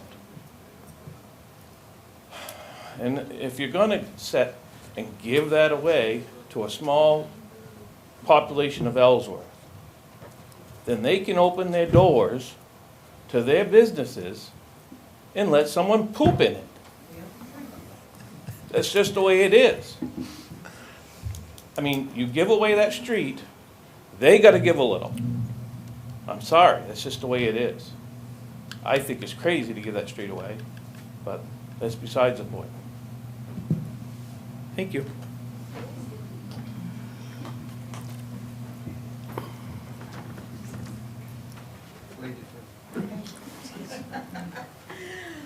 Lynn O'Kane, City of Ellsworth. On Thursday afternoon, I was over at the library, and the fire trucks had a heck of a time trying to get across the bridge with the traffic. If you put a restroom right there where the fire trucks need it, you're going to create accidents. If there are people that are homeless using it, you're going to have people wandering around that shouldn't be there, and there's going to be accidents with the fire trucks. That's a total safety issue. And that's my opinion.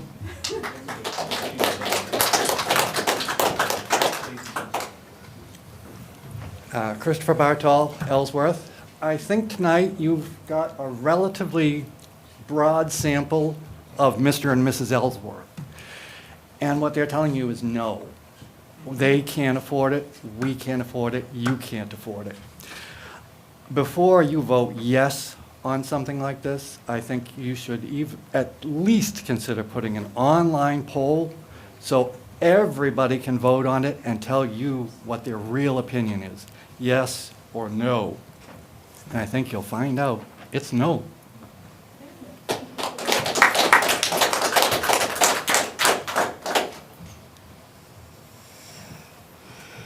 Further public comment?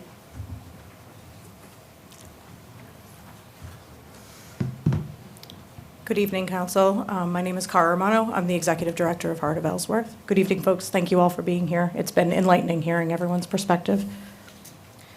Downtown business owners have been asking for a public restroom access for more than 15 years, and Heart of Ellsworth has been advocating for this need in one form or another for the last decade, since we were established in 2016.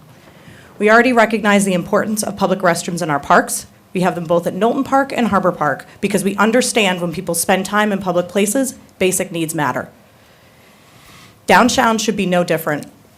Other downtowns in Maine, Camden, Belfast, Rockland, and Bar Harbor, just to name a few, have public restrooms for residents and visitors. It's not just a convenience issue, it's a commerce issue. Study after study shows that shoppers stay longer, visit more businesses, and spend more money when basic needs like restroom accessibility is available. Last summer in 2025, Heart of Ellsworth partnered with Ray Plumbing and Heating. I'm sorry to the gentleman who stepped out and can't hear this, so I'm hopeful that maybe a few of you here tonight can help relay this next part of what I have to say. We partnered with Ray Plumbing and Heating to test this idea. From July through October, portable restrooms were placed downtown in the municipal parking lot as a pilot program. Heart of Ellsworth paid the full cost of that experiment, not taxpayer dollars, Heart of Ellsworth's dollars. We are a 501c3 nonprofit entity. We paid more than $700 to test this out for this community because the downtown businesses have been asking us for years to do this. The goal was simple, to determine whether the need was real and whether the community would respect the resource. The pilot was successful. In fact, just last week, Ray Plumbing and Heating reached out to Heart of Ellsworth asking us if we wanted units placed back in the same location again this season. Before answering, I asked directly whether there had been any reported issues regarding cleanliness or misuse last year. The answer was no. Most importantly, during the entire 4 months the units were placed in 2025, there were 0 complaints called into Ray Plumbing and Heating's business. That says something important. A company entering the busiest season would not voluntarily ask to continue servicing an account if it had been a headache or a problem. Tonight's council order is about the installation, construction, and operation of a public restroom facility. From our organization's experience, the need has already been demonstrated. The community has already shown respect for the amenity, and the pilot program provided this can work successfully in downtown Ellsworth. This is no longer a theoretical conversation. We tested the need, the community responded positively, and the results were encouraging. I hope the council tonight will continue moving this conversation forward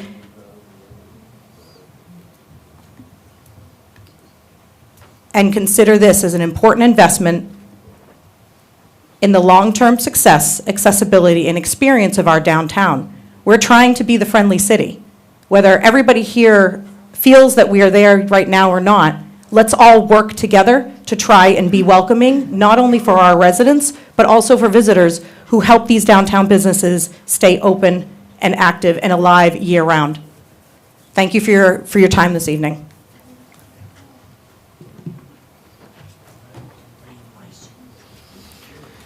Further public comment? Dawn Eiley Hudson, Ellsworth resident. I love what Cara and the Heart of Ellsworth does in many, many ways to help our businesses. But this sounds like a responsibility to the people that it benefits. It sounds like if the commerce or the businesses in the downtown don't want to provide or can't provide bathroom facilities, and they need it for the people who are visiting and patroning their facilities, then they could contribute money to building it and to maintaining it. Not me. I have a bathroom. I have a bathroom, and not to the people who are passing through on vacation, because their bathroom needs aren't my problem. But the increase in taxes is my problem. And so I think that I'm not sure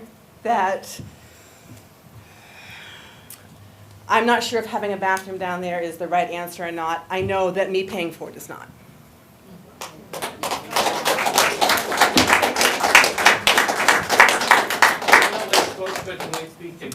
Sir, no, the rules are everyone gets to speak once. I appreciate it. We've got a lot more meeting to get through. Air conditioned and, right, if I have porta potties, I mean. Wait, that's my point. Porta potties work. To provide public comment, sir? Robert Grant, senior, by the way.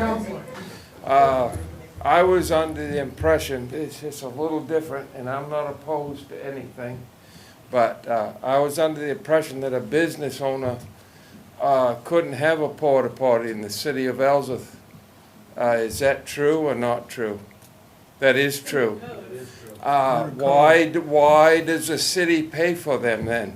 This is my question. I mean, fair is fair. I think a business, they keep them clean, like she said, and everything's good. Why can't a business have one? And this can't have one, and the city can have one. I got issues with this, and I'd like to have an answer right now. Anybody? Public comment, it's not a question, it's not an exchange, sir. We Oh, can get back really? to- Okay, thank you very much. You're Robert welcome, sir. Grant Senior. Thank you, sir. There you go. Yeah, when do you answer questions? You can leave questions with staff, and we can try to get back to you as soon as we can. Could I have somebody's phone number? Who wants to call me? Steve O'Halloran. Yes. Absolutely. I I have would your love- number, sir. I Thank would you love- very much. I just want to understand, tonight there's a lot of feelings, a lot of people here tonight. I just want to say that the rules we're following are the rules that most towns follow. The rules we're following are Robert's Rules of Order. We're following standard procedures as far as public comment. I'm trying to provide everyone comment. So with that, I just wanted to note that. And I'd ask the folks here to remain civil and to allow us to operate our meeting as we get through it. Thank you very much. Yeah, I think I was being civil. I didn't say anyone wasn't. I'm just asking for Thank you. the group to be, please don't interrupt and allow us to get through the meeting. Thank you. Thank you very much. Any further public comment? Seeing none, I'm going to close public. I know I already commented, this is separate from that, it's in regards to, you're talking about the emotions and us being civil, and I think that's a two-way street. And we've watched Councilor Carroll roll her eyes and turn her back and be very disrespectful to most of the people who stood up here. And so I would like, maybe you don't see it because you're watching us, but I've watched it all night long.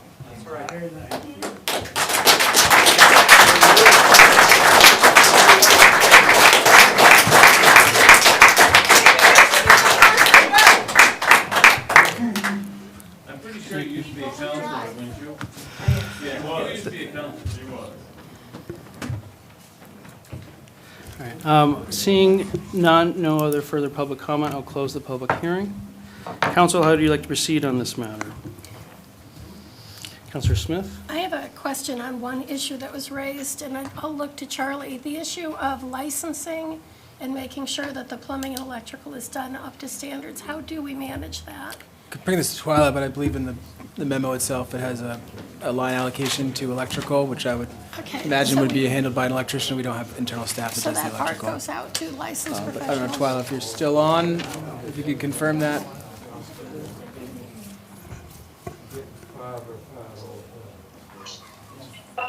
I don't know if you can hear me. The reception is a little bit spotty. We can hear you, yep. I think that's, okay, I think that does raise a good question. I think the highway department is qualified, but would we have it inspected by a third-party inspector to make sure, that is a good question. From my perspective, I thought it was a fiscally responsible way to consider moving forward and would save money by doing it in-house. But I certainly appreciate the question and something we can look into as we're, hear feedback from other staff maybe, how to move forward in that regard. I do believe they are qualified to do the It's not that they're qualified, they have And we lost her. So, I don't know if that line item for I can't utilities. answer for Public Works right now. So the line item for utilities is $4,200, plumbing and electric. That doesn't tell us if it's bringing in Contracted, licensed. I would imagine, Twyla, that we would be contracting out for Okay. pieces of this work that we wouldn't be doing the electrical in-house. But if Twyla doesn't know the answer to that question, that's needed to. Then how can you bring that forward if you do not have a vote? Folks, can we please not, when the public hearing is closed, we ask that the public please remain quiet while we deliberate. Ma'am, these are the Robert's Rules of Orders. Again, I'm not trying to, this is how every meeting is conducted. We ask that when public I'm gonna call point of order. How about that? I know Robert's rules. okay? And I will tell you, in your code, in your unified code that you go by, you are requiring businesses in Ellsworth to use licensed, commercial electricians and plumbers, but you are not following the same rules for city buildings. That is not right, and you are violating your own code. So, Councilor Smith? as I was saying, there's $4,200 in the budget. So I guess to confirm or to require that is done by the professionals who are required, which if it is stated clearly in here, I'm not seeing it. Yeah, and, we just asked Economic Development Director, we didn't have an answer to that question. I think if it's germane here and you all feel this is not just a general budget, but that you'd like more information on those specifics before moving forward, we can come back at another meeting. Council, I think, can also, and I should be, very clear on this, as noted by a representative from the Heart of Ellsworth, as noted previously, this has been a long-standing request. I want to thank Twyla and the team. She did look at a lot of other much more expensive options and then due to the cost, I know Twyla is always very concerned about the cost of these things. She was asked by both the business community and this council to move forward with options that would be feasible. I'm sorry we don't have a specific answer on that question.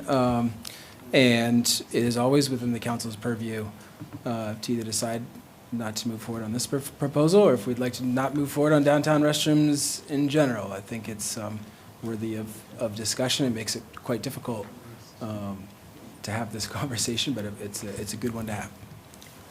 Councilor Shea? I disagreed about this in the workshop.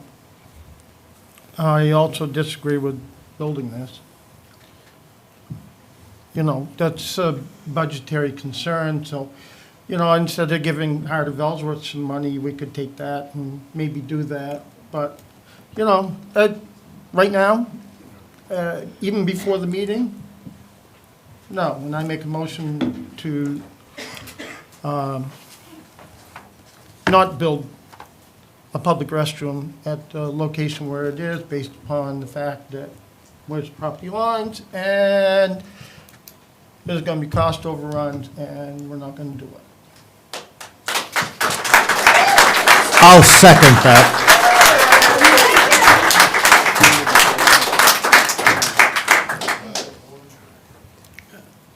Councilor Halloran? If I could speak to that, I wanted to speak to it earlier. There are some things, and this would be one of them, that I think would be good for Ellsworth to have. I'll go back a little bit into some other decisions that I have voted on that I really thought would be a good idea, but there's been so much wasted money in this town that perhaps we need to look at the whole picture here. Now, would downtown bathrooms be nice to have? Absolutely. I'd rather have them than the electric cars we paid for. However, we have spent so much money. There has to be no to things that we want. That's right.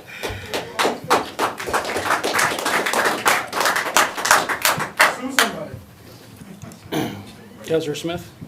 I would move to table this till the next regular meeting, looking at the two issues of ensuring that the budget is. We already have a built, motion. and the tabling motion supersedes the standing No, motion. I made a motion. It's been I seconded. know.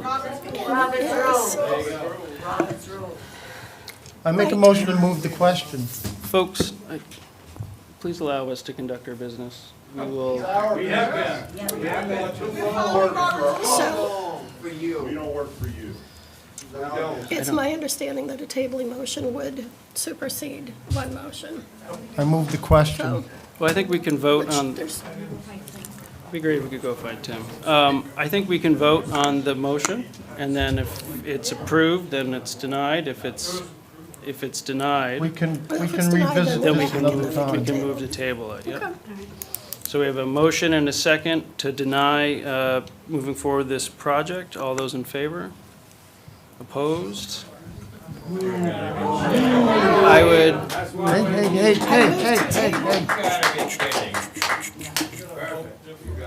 So the people mean I nothing. move to table the motion with direction to the staff that we address the boundary line and the licensing components of the proposal before it's brought again. do I have a second? I'll second that. Okay, we have motion to second, motion to table. There's no further discussion on the motion to table. All those in favor? Opposed? Matters tabled.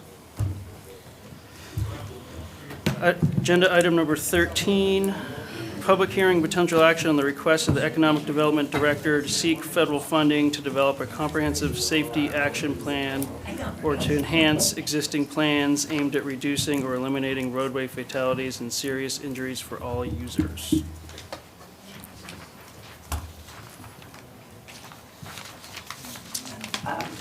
A request to submit an application for the Safe Streets for All, a USDOT grant. And just to give a little bit of history on how we got to this request tonight. As you know, the city has a Thriving Communities Program grant that we've received technical assistance for over the past 2 years, 2.5 years, actually since October, I think 2024. And recently, Stantec presented a High Street corridor study to a stakeholder group. And then we followed that up with a stakeholder meeting at City Hall on April 28th. And we provided feedback from that meeting and public considerations to Stantec, and they are making some revisions based on that and hope to have a final report to us in June. But we still have technical assistance with RCAP, and so we are increasing stakeholder communication, and we want to make the best use of our consultants' technical assistance in the remaining months we have with them. One opportunity that has come before us is the Safe Streets for All grant. Now, this is a USDOT planning grant focused on safety. The outcome for us in Ellsworth would be that we would have a comprehensive safety plan for High Street corridor, and this would include, because a lot of the feedback we heard was where's the data, where's the in-depth traffic and engineering studies, so this report would include that. And we could also do a demonstration project to further kind of test some of the safety concerns and possible solutions. The cost to the city is a 20% match, so if we apply at the $100,000 level, which is really on the low end, I mean, this grant could, be $1 million, but if we stay on the low end and do 100,000, then the 20% match, which can mostly be in kind because of city staff time, would still require about $10,000, and it could come from TIF funds as well. And the grant deadline is May 26th, so pending council's approval of this tonight, we've been working on the application in hopes that this will be approved, that we can submit it, but we would get that in on time and then hope to hear back later this summer. So for this item, I recommend that the City Council authorize the City Manager and/or the Economic Development Director to submit the Safe Streets for All application by May 26, 2026. And again, you can pause this recording and I'll be online to take any questions. Thank you. Great, thank you, Twyla. Do we know if Twyla is still available? I believe she is. I can't promise the coverage there. I'll note that the Thriving Communities Initiative analyzing the High Street corridor was and thank you to Twyla, was a project previously engaged in by the city to look at potential safety, accessibility, stormwater, other aspects. It was fully funded by the federal government. We received some initial reports back, had some multiple community engagement sessions. I would say that the general consensus of those who showed up. Again, you never know a general consensus on somebody unless you did actual polling with scientific surveying, but that was decidedly negative on a few aspects, one of which was the road dieting and suicide lanes of narrowing down High Street. If I had it over again, I would have even at a very, very early stage, where they were doing some community input on draft form, said like, do not put that out, to me, that type of thing is just insane, like the idea of closing down one lane. At the same time, it's a plan before a plan before a plan. They just repaved High Street. I'm also a big believer in data and having the information that we need to move forward on something. And these types of more rigorous analysis and how we can improve accessibility and mobility. Right now, it's like Frogger walking across High Street.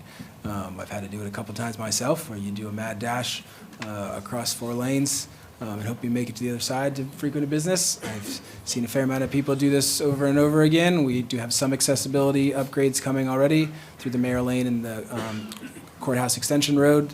That's likely to have some pretty big intersection upgrades for at least crosswalks and lights at that intersection. There's the one on High and Main Street that also needs attending to, and this type of project could allow us to have better data to in the future. And when I say in the future, they just redid this road for, I think it's, tens of millions of dollars. There's no opening this road for 5 years. Any sort of future steps is about preparing even further for these types of improvements. So Twyla, who has a lot of expertise in this, while she wasn't involved in the initial Thriving Communities side of things, she has worked in other municipalities with these types of grants to keep the work moving forward so that we can refine the plan, let these folks know that we don't like the road dieting proposals.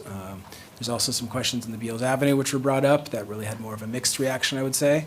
There's some folks that on Beals Avenue that were highly opposed to closing that. There was one that does not like it being a pass-through from High Street, and a further consideration of accessibility and safety on that side of things, but really having the data to move forward, and also the data to pursue future grants, build grants with the U.S. Department of Transportation or others.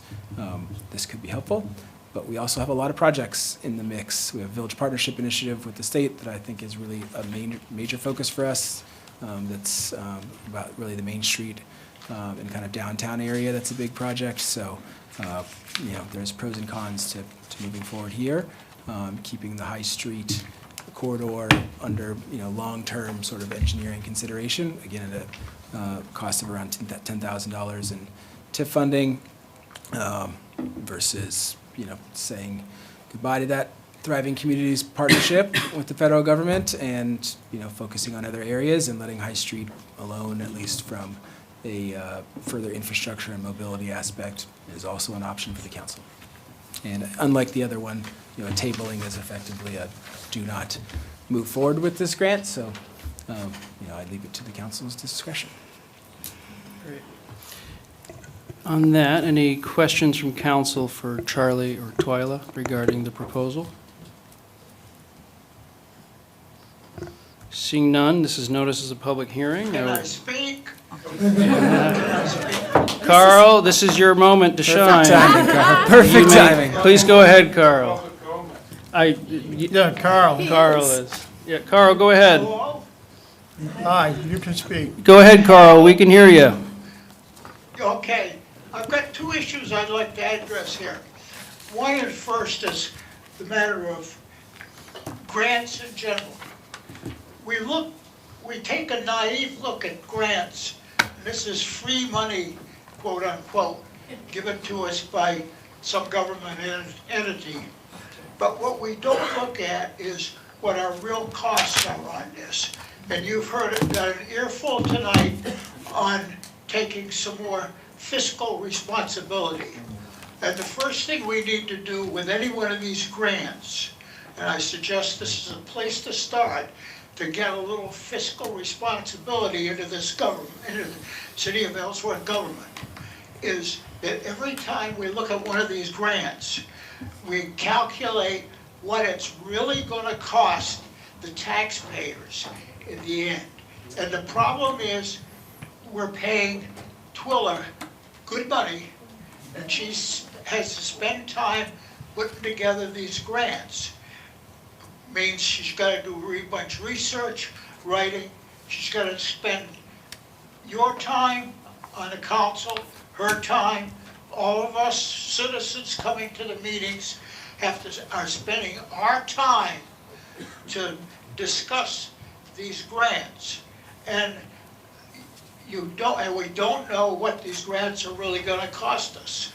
And the problem is that there are these underlying costs to the city for any one of these grants, no matter how free it seems to be. Now, as a retired corporate officer, I can tell you that the city manager should be able to put together a pretty good estimate of what those costs are gonna be on the back of an envelope. It's not a big exercise. We don't have a financial officer to pass it on to. We don't need to pass it on to him. It's doable by the city manager himself on the back of an envelope. And I would hope that doing a little bit of that would begin to get some fiscal responsibility into this city. Because the city has been well pointed out by a lot of speakers tonight. This city has a a decades-long history of fiscal irresponsibility. And by the way, I'm sorry I didn't say who I was. I'm Carl Brooks, 55 Beals Avenue, and I'm a native. And my family has lived in Down East Maine since 1760. Wow. Now, the other item, so I'm just asking with respect to grants on an ongoing basis to get a full cost picture before you adopt them. And the other thing is to speak to this particular grant. We just did this stand tank thing. And of course you had an overflow audience of people saying just what a disaster they came up with. Well, this is understandable if you spent some time, as I have, in the Canadian prairies, and this is a Canadian prairie firm, then you perhaps could understand how they come up with this. But that's immaterial. The fact of the matter is that it's going in the wrong direction. And then we're going to do this safety thing now. We don't need it. All of these safety things, which have been many times, this is not the first couple that have been done around here. They've been done many times over the years, and they're always done as palliatives to say, well, we're working on the problem and we don't have to make a solution till later. The problem with safety in this city is that MDOT told you 80 years ago what the problem was, and you have refused to accept it, and they have repeated that offer since, and you have refused to accept it. Very simply, the problem, the core safety problem in this town is the volume of traffic on High Street. And what MDOT has offered time and time again to do is to provide a bypass around the city to get that traffic out. If you want to know the numbers, 25,000 vehicles. Of those 25,000 vehicles, and this may shock you, but listen to the number, 20,000 of those 25,000 vehicles, in other words, 80% of them are passing through. Only 5,000 of those vehicles are doing business on High Street. The rest of them are passing through. If you took that 80% traffic off of High Street, you would reduce High Street accident, safety problems by 80% right up front. You would also... Mr. Brooks, can you hear me, Mr. Brooks? One more comment. Okay, please wrap up, thank you. You would reduce safety problems in other parts of the town where traffic is diverting to try to avoid High Street. Thank you. Thank you.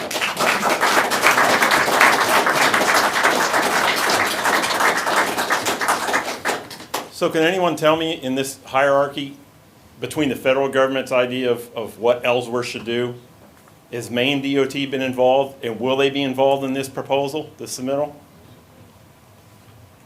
No one knows that either? Can't answer your question. I mean, Maine DOT kind of owns that street in a sense. I would think they would have some say in it, wouldn't they? Looking into your question, she said she'd be there for questions. We'll take, We're just gonna count on the federal government and local city Ellsworth employees to decide what's best for that, and Maine DOT's not involved? I don't understand. We can answer these Yeah, once Charlie. public comments conclude. yeah, once public comment is concluded, if we do have the answers readily available, we will provide them. Please be patient with us. Any further public comment? I do. Go ahead. They're tired of being here. Robert Grant Senior. Has anybody traveled down anybody on this board traveled down High Street? Taking a lane out of High Street is completely crazy. And I can't believe there's one of you that can say it isn't. As of Beals Avenue, I've heard Beals Avenue. Beals Avenue is a disaster zone. When I was a kid, it was the premier development in the city of Ellsworth. I know development, by the way. Maybe you don't all realize that, but I do understand development. And that was the premier. And it's gone downhill to the point it's impassable. Most out-of-staters or tourists don't know about Beals Avenue and even where it goes. I have been up Beals Avenue 100,000 times probably in my lifetime. I've had a license since I was 15 years old, and I'm 69. And I live up there, so I know. It is a complete disaster. That is on the city council to fix, and I thoroughly believe that, just like that man said. That should be fixed. It's horrendous. Have you been up there? Any of you people? You been up Beals Avenue? You can't even keep your vehicle on the road. There's kids up there. I mean, it's a disaster. Taking a lane off High Street or multiple lanes or whatever. I want to ask the council members, is anybody in favor of that? I would like to have show of hands. Is anybody in favor of taking a lane off High Street? Could I have a hands? Is anybody in favor of it? Because you're going to vote on it in some point coming up. And if you think I'm here just to listen to myself talk, I hate being here. But I'm here because you guys have riled me up. Thank you very much. Robert C. Grant Sr., 69 years old. I can't afford my taxes.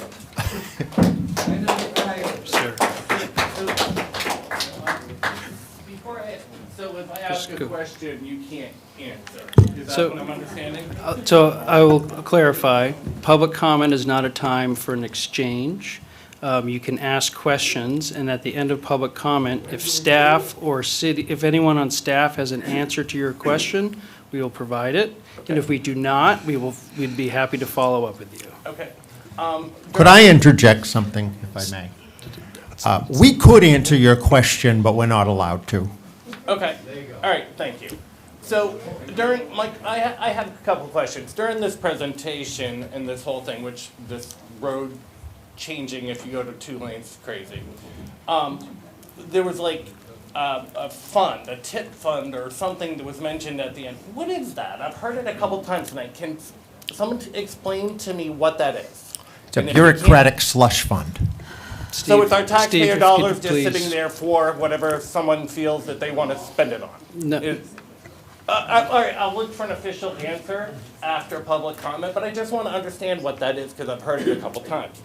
The other thing is, the firm that's kind of coming up with a solution of making that and the suicide lane and different stuff, I'm not really sure how that's going to make it safer to get across the street. You run out across the lane to get to suicide lane, hold there until you can get across the other one? Frogger? I'm just asking, it's totally stupid. Is it the same firm that designed the Walmart loop? If it is, I hope you fire them. That's stupid too. Let's look realistic about the city and what's transportation through. Let's not make it more difficult or more dangerous. Thank you.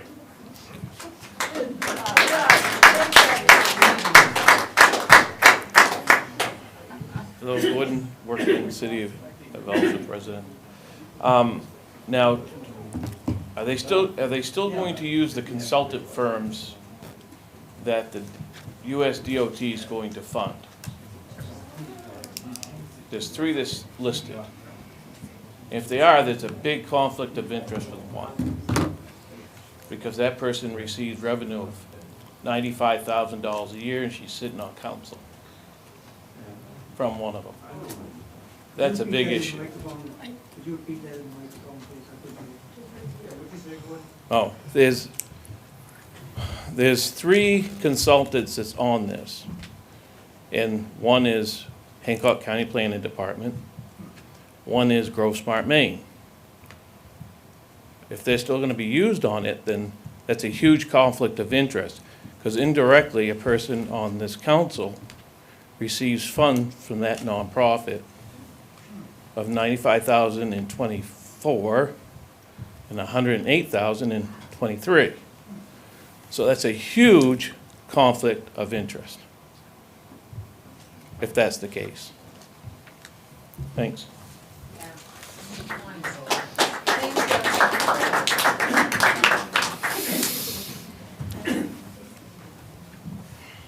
Good evening. My name is Cindy Meyer. I'm an Ellsworth resident. And I attended the last meeting where this was discussed in depth. And I learned many things in that meeting. One of the things I learned is that although this plan will impact traffic tremendously, traffic was actually not a component that they studied coming up with this plan. Now, I heard in this presentation that perhaps after input from the last meeting, that now they were going to think about traffic. But that, to me, is a little bit of a red flag. Something that how it will affect traffic is really the main component of this plan, and not having it be the main component of thinking and planning I have a little bit of a problem with that. Another thing I saw in that presentation is that child care was a component of this plan. And I don't understand how that came to be. No one at that meeting was really sure about how that came to be. But I don't see how child care has anything to do with this plan. Something else that came to light during that meeting is that the overall costs were going to be something like $3.52 million. And I think you can buy a lot of crosswalks for $3.52 million. Safety's a great thing. Pedestrians should be safe in Ellsworth. And certainly it's a very high traffic area with a lot of tourists who are distracted, tired, and even some locals who may not drive the best. But I think that if you focus on safety, crosswalks, and whatever else that would encompass, I don't think anybody would have a problem with that. You know, be safe, have crosswalks and lights and, whatever else you need. But taking away any travel lanes on that street has, and the word I'm going to use is what our dear Charlie used when he began to speak about it, which was insane. I can't believe that the council would even consider that. And one last point was that it came up, and someone mentioned it tonight, has the state of Maine had a look at this so far? And the answer was no.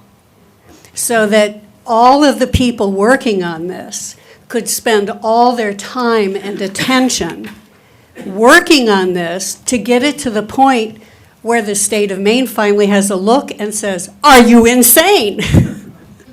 So I just think from the feedback from the first meeting, from what we learned about it then, from what we've heard about it tonight, I don't see this as viable in any way, shape, or form. And I really hope that no more time and attention is wasted on it, regardless of what a grant may be. The grant is really not the issue. It's the overall cost. It's the overall everything that this plan means. That's much more important than getting a grant. Thank you.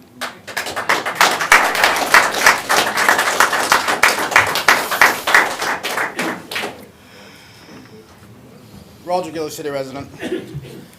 You know, I don't like, I mean, kudos to you, Charlie. I mean, I don't like talking about myself, but I'll work 40 hours a week, and I work 40 plus hours giving back to people that need help that I think that is worth helping. In 5 years, I'm getting ready to go back for my second surgery for cancer. I would not run across High Street. That's crazy. You're looking to die doing that. When they paint the road lines, have them paint a crosswalk. I mean, anywhere else there's crosswalks. I mean, if you're going across the street, I mean, I guess it's considered jaywalking. Maybe not on High Street because there's no sidewalks. Paint a sidewalk in there. I don't know any business that's on that side of the road that I would not drive to, or if I need to go there, I would jump in my vehicle. I don't see going to, you know, go to Shaw's and then decide to go buy a couch at Merrill's Furniture. I mean, that's just, I mean, I would have gone to Merrill's and bought a couch. I mean, I wouldn't have tried to do both at the same time. But, you know, we're paying these people to look up the grants. Ellsworth is the largest city land-wise out of anywhere. And the people that are looking to spend this TIF money, they want to pretty much, Friendly Ellsworth wants to stop business downtown and put in housing. There's plenty of space to put housing. You don't have to put it in town. How about being Friendly Ellsworth and put a business worth going to in Ellsworth? You know, a good restaurant, something that's going to attract people. We talk about this 80% of people driving past. How about let's put something in that will stop them and have them spend their money in Ellsworth? I mean, you're talking about putting, I mean, we can spend an hour on High Street with 4 lanes and still not make it to the old Dunkin' Donuts, you know, in the summertime. And we're talking about wasting people's time, money, and the taxpayer money to spend, to look at all this, to find out that, you know what, we'll take it down to 1 lane and it's the stupidest decision we ever made.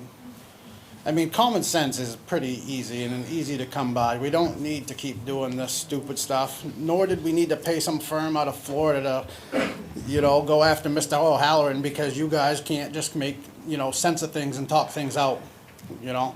Maybe what we need to do is, we got 6 people up here that always look at each other and vote the same way.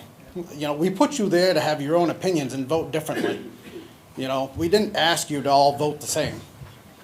You're not voting for us. As all of us are sitting here tonight, we can see pretty clearly that you guys don't care what we think or what we say, and we're paying for you guys to sit there. We put you guys in this position. How about listen to the people for once?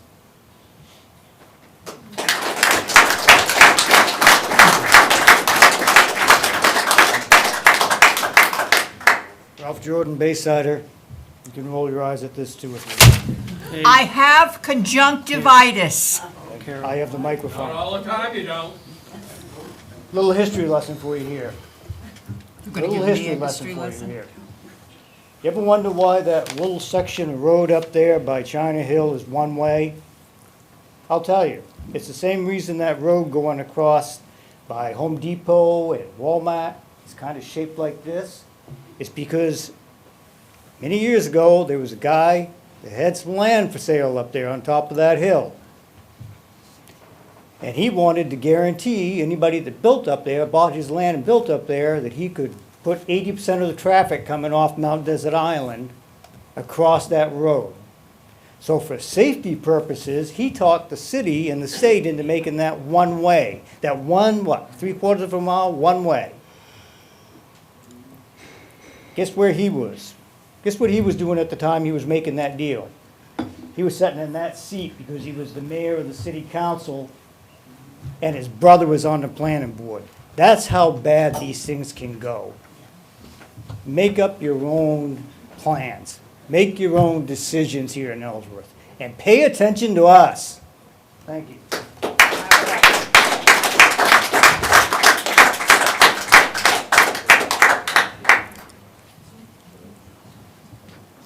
Clarence Grant, Ellsworth resident.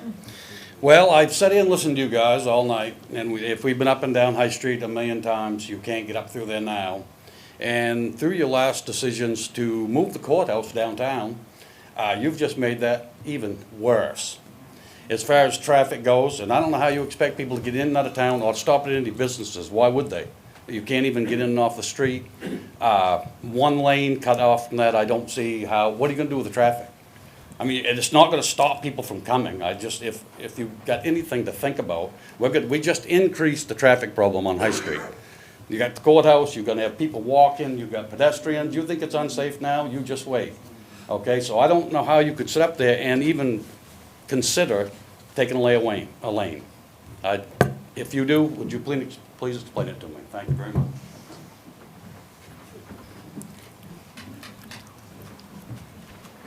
Boy, I'm getting my steps in walking up here tonight.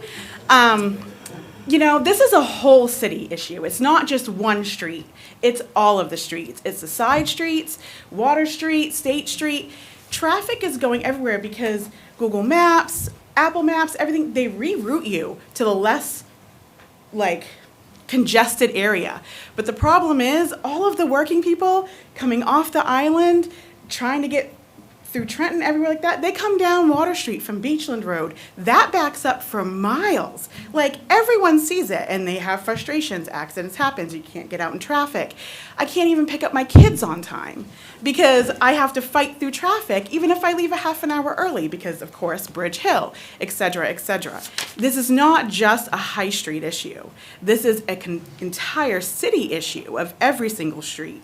And you know, even now, it's in the wintertime. In the morning, coming off of Bridge Hill onto Union Bridge, it's impossible. You have a lane that goes straight and turns left, and then a lane that turns right. Change those lanes up. This lane turns only left. Your right and your straight go through. That would alleviate so much traffic. But instead, we're spending so much money on studies and this and that. You can't widen High Street. You have businesses you'd cut out completely if you did that. There is just absolutely no way to widen that corridor to make it 5 lanes or anything to make traffic flow better. And then you get congested back up to 2 and then you go to 1.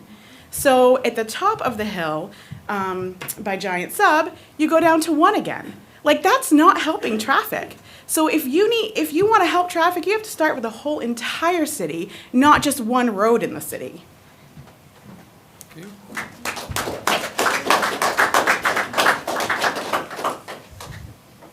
Further public comment on this matter?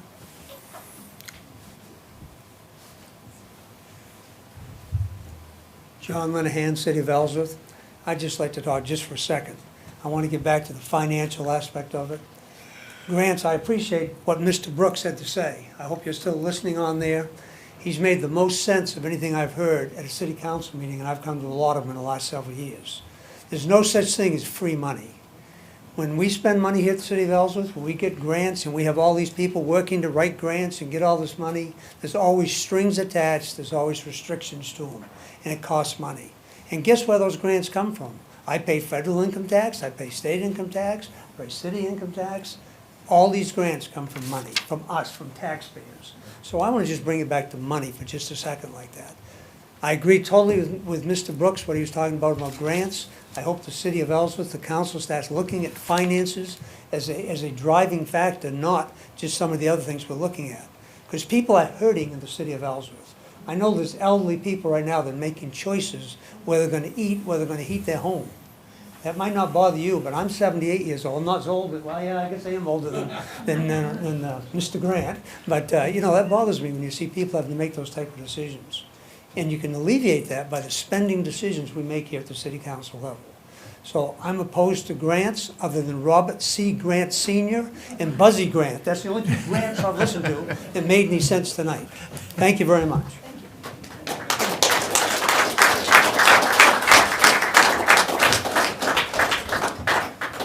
Further public comment? Seeing none, I'll close the public hearing. Council, how would you like to proceed on this agenda item? Take a chance to answer some of the questions. Yeah, and Charlie, do you have some answers to any of the questions that were asked? I do. Yeah, and I may refer to Twyla. I would also note that many aspects of this meeting deeply sadden me. I've been here for almost 2 years now, and I think one of the reasons that I took this job was to engage in great issues presenting to the city. I think as I've mentioned to council before, that a lot of people think my job is to like make decisions and it's really, sadly, it's to orchestrate conflict. It's to put tough issues in front of the community, in front of the council that maybe haven't been looked at in years or decades, like public restrooms, how to improve safety and mobility on High Street. And there is 1,000 different ways to think about that. There will not be uniform of opinion. I've really never seen anything in the way of the behaviors that have occurred tonight. And I don't say that in terms of aspersions against the people in the audience, but there's clearly a lot of pain and, I dare say, rage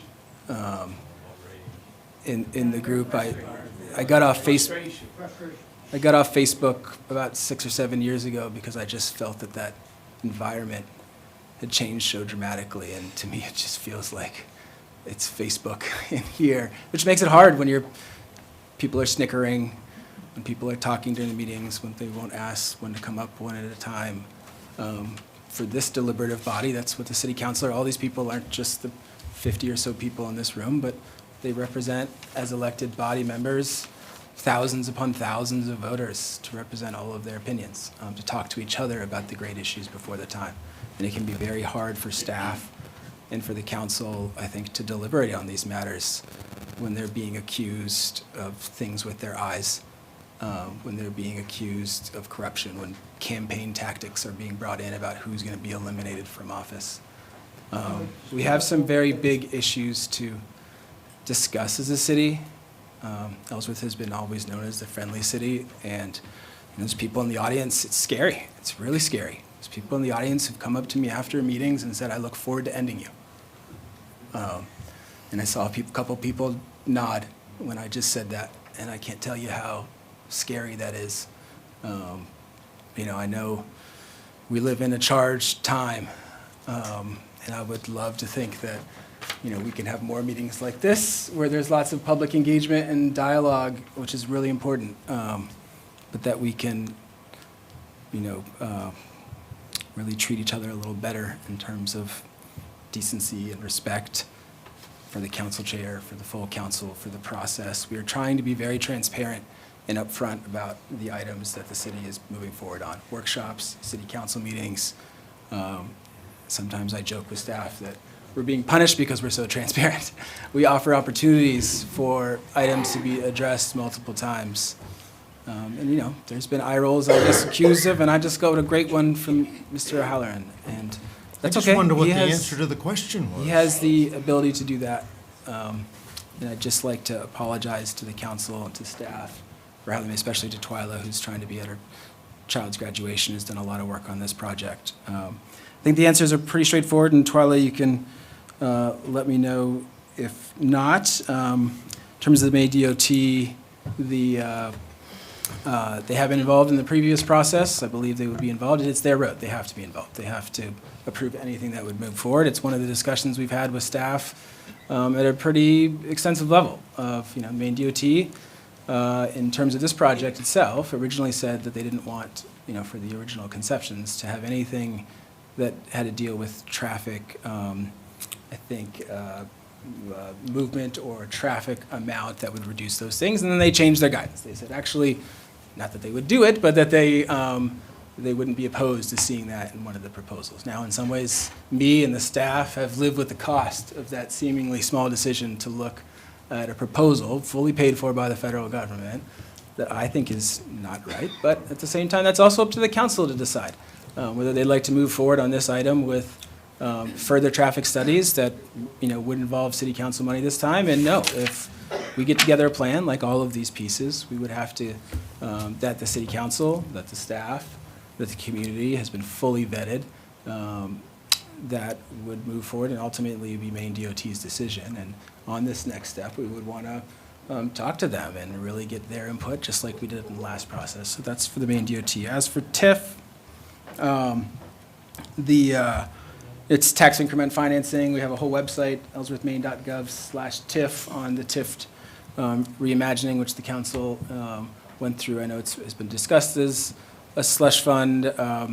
Before, I'd note that it's more akin to a tax credit or a tax shelter, I should say, that, as we talked before, it's roughly 59 cents in the dollar, that as the city of Ellsworth has grown, and the city of Ellsworth has grown massively. I think that's one of the other things that troubles me about tonight, and may have something to do with the tenor of tonight, is the city has grown by spectacular levels, $700 million valuation increase over 4 years, new hotels, new apartment buildings, new housing developments, 2 new tractor dealerships, scores of new businesses. There's an incredible amount of growth going on in the city.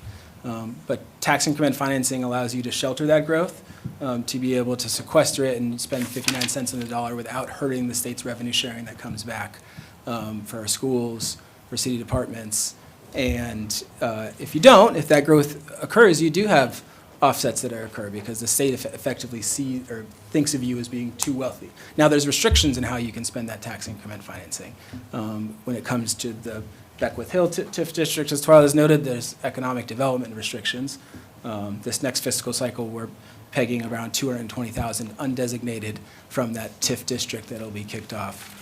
And there are I shouldn't say smaller things like these restrooms, but there's also much larger things, multi-million-dollar roads that can be paid for with this 59 cents on the dollar that really require a lot of care and staff. Our deputy city manager has acquired a Maine Municipal Partnership Initiative grant for $750,000 to look at the Bayside Road to be matched. So this is the type of thing that in the future we have a tag up to $2 million that this type of TIF funding could also be used for that type of activity, which we also think is valid. Whether the council wants to move forward on the restroom or on furthering plans for High Street Corridor is an allowable TIF use. Whether it's a good one or not is ultimately the decision of the city council. And that was, Twyla, were there any other ones out there that you wanted to discuss more?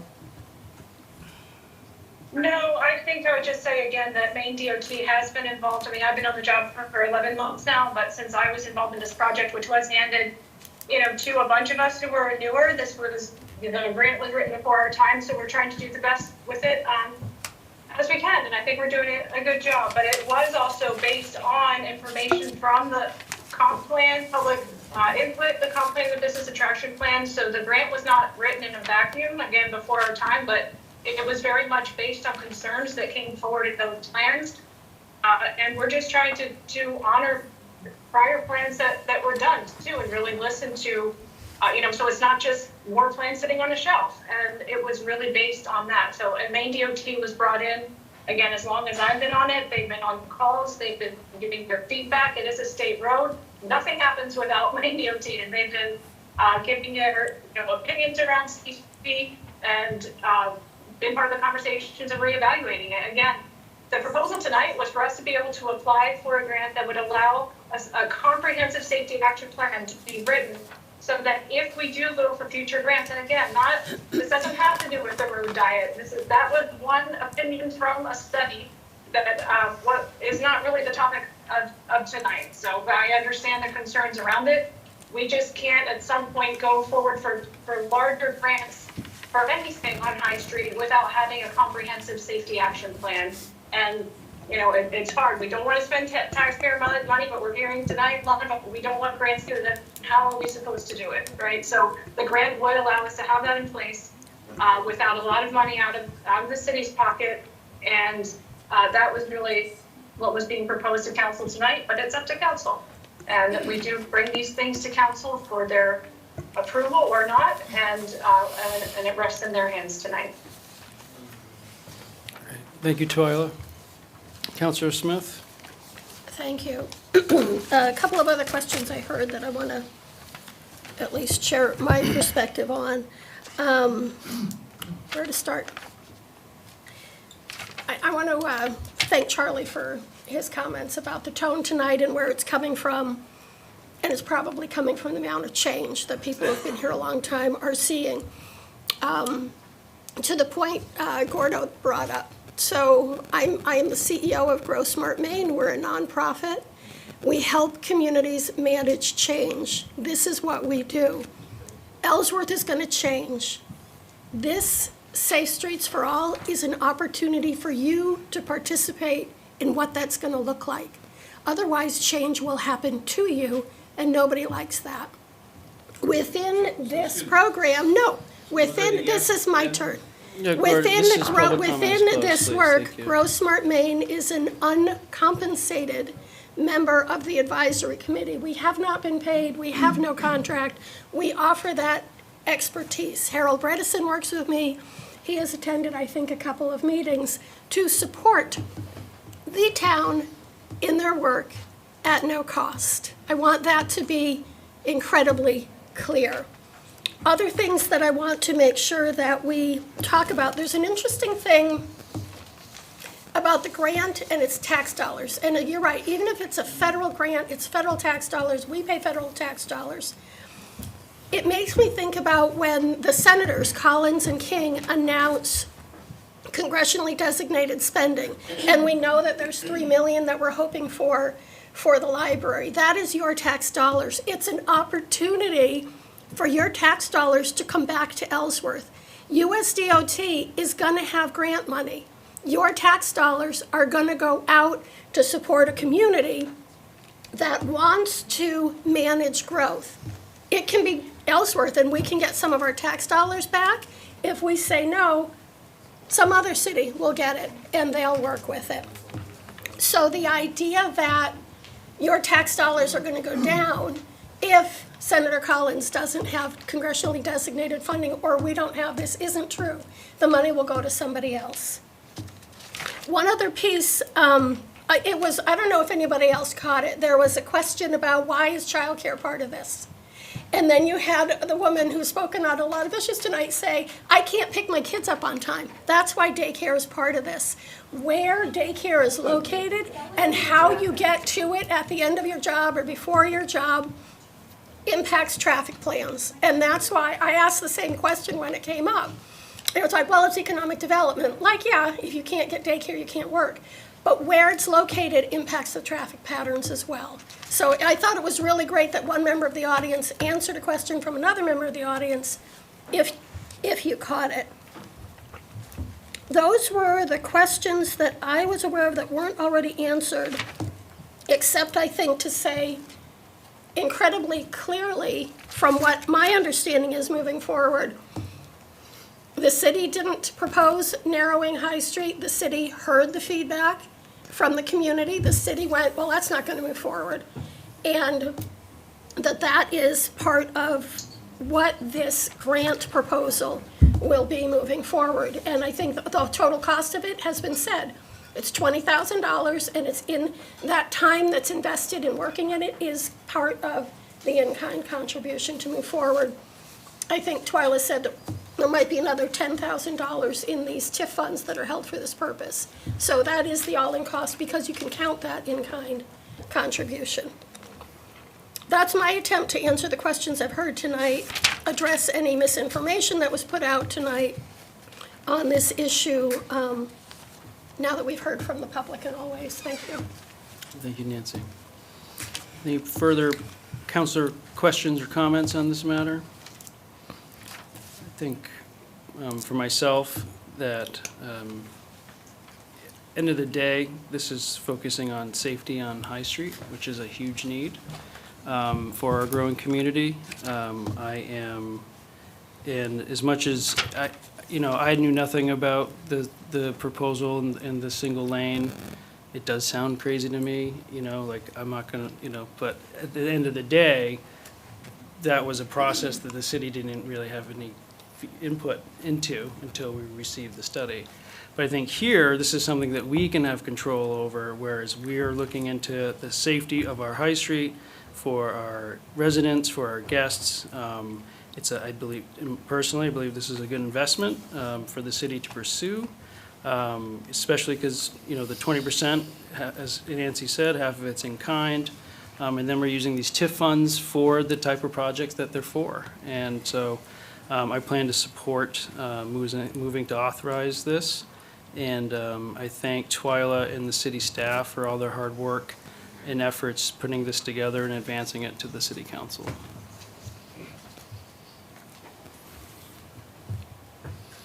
Do I have a proposed motion? If nobody else is, I move to authorize the city manager to submit the state Safe Streets for All application to the U.S. Department of Transportation for development of a high street corridor comprehensive safety plan. Do I have a second? I'll second it. Second, Councilor White. Further discussion from council? Seeing none, all those in favor? Opposed?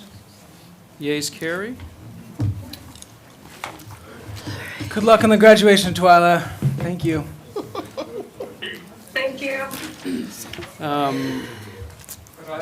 We are on to council order. No, sir. When is that coming up? One more time, 1 minute. There's no more public comment in this meeting, sir.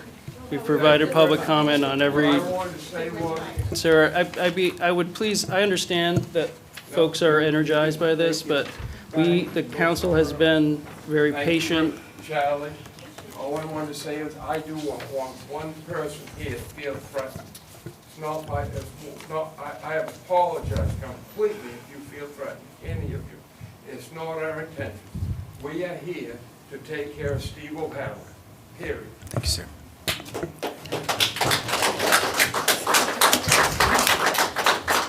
We're on to council, agenda item number 14, council order number 052602. Discussion potential action on the request of the Public Works Director on acceptance of the Cooperative salt bid. Good evening. I am not the Public Works Director. I am Sarah Devlin, Deputy City Manager, Ellsworth resident.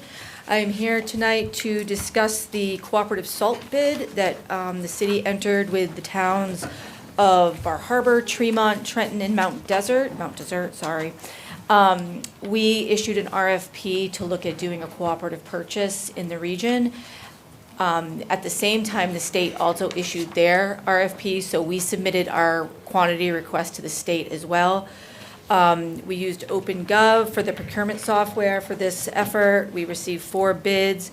New England Salt was the low bid. I would ask the council to table this until the next meeting, as the state bid will come in, and we would like to see and wait if the state bid is lower than the bid we got, because then we would pivot and shift to that bid and become part of that cooperative purchase. Okay, well, that sounds reasonable to me. Do we have a motion to table? I make a motion to table this. Second. We have Thank you.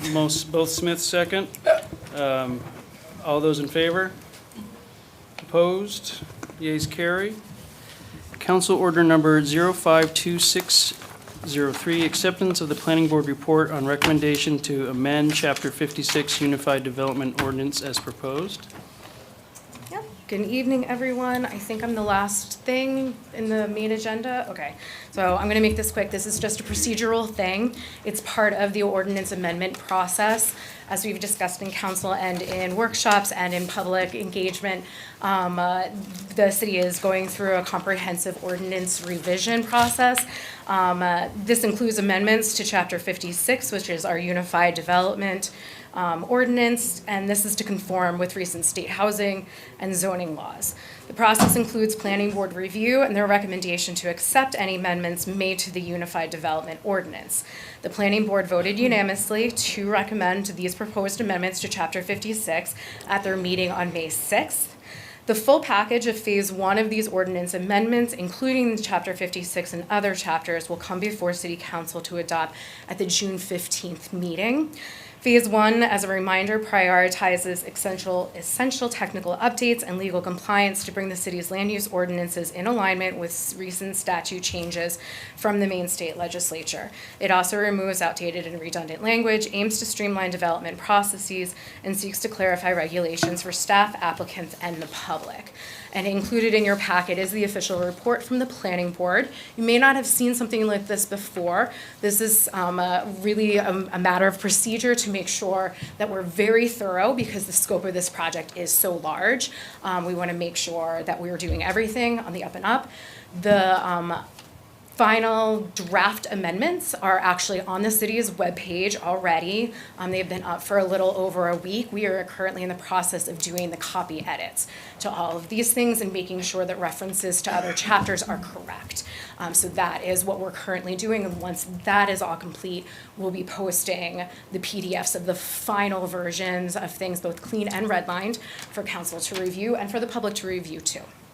So that's where we are. So this report is just the recommendation from the planning board to accept the amendments for just chapter 56. And so this agenda item is for you to just accept the report.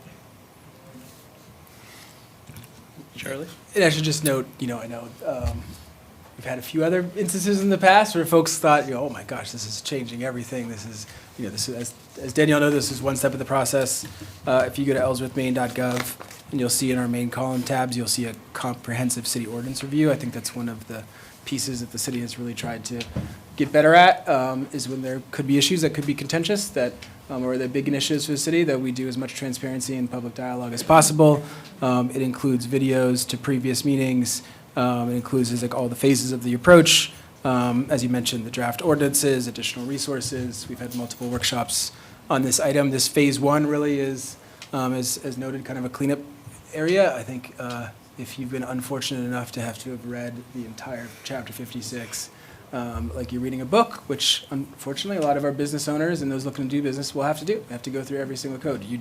It's riddled with errors, misconceptions, things are not in alignment with state law, lack of definitions, lacks of legitimate tables of contents. This is an incredibly time-intensive, laborious process to clean that up so that we can be more business-friendly, so that we're seeing a lot of business development already, an incredible amount of business development, but that is the lifeblood of all cities and towns, is new business growth, not just valuation increases on existing homes due to the increase in tourism, but new businesses coming in here to offset the tax growth on the existing tax base. And having very clean ordinances would be excellent.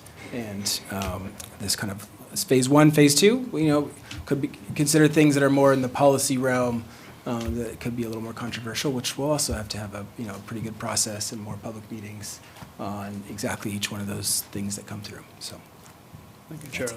Yeah.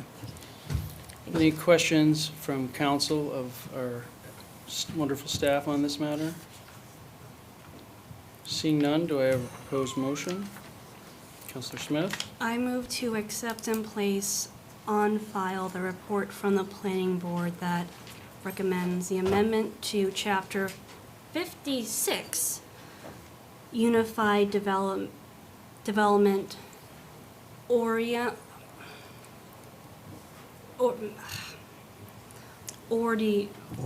Ordinance, thank you, as proposed. Great. A motion, do I have a second? Second. Second from Councilor White, should beat you up, Pat. Any further discussion from council on this matter? Seeing none, all those in favor? Opposed? Yeas carry.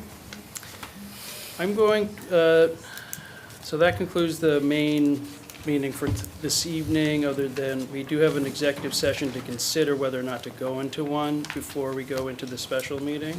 Before we do that, I'm going to give us all a little break. I'm going to call a recess and have us start back here right at 10 o'clock. We're in recess until 10 o'clock.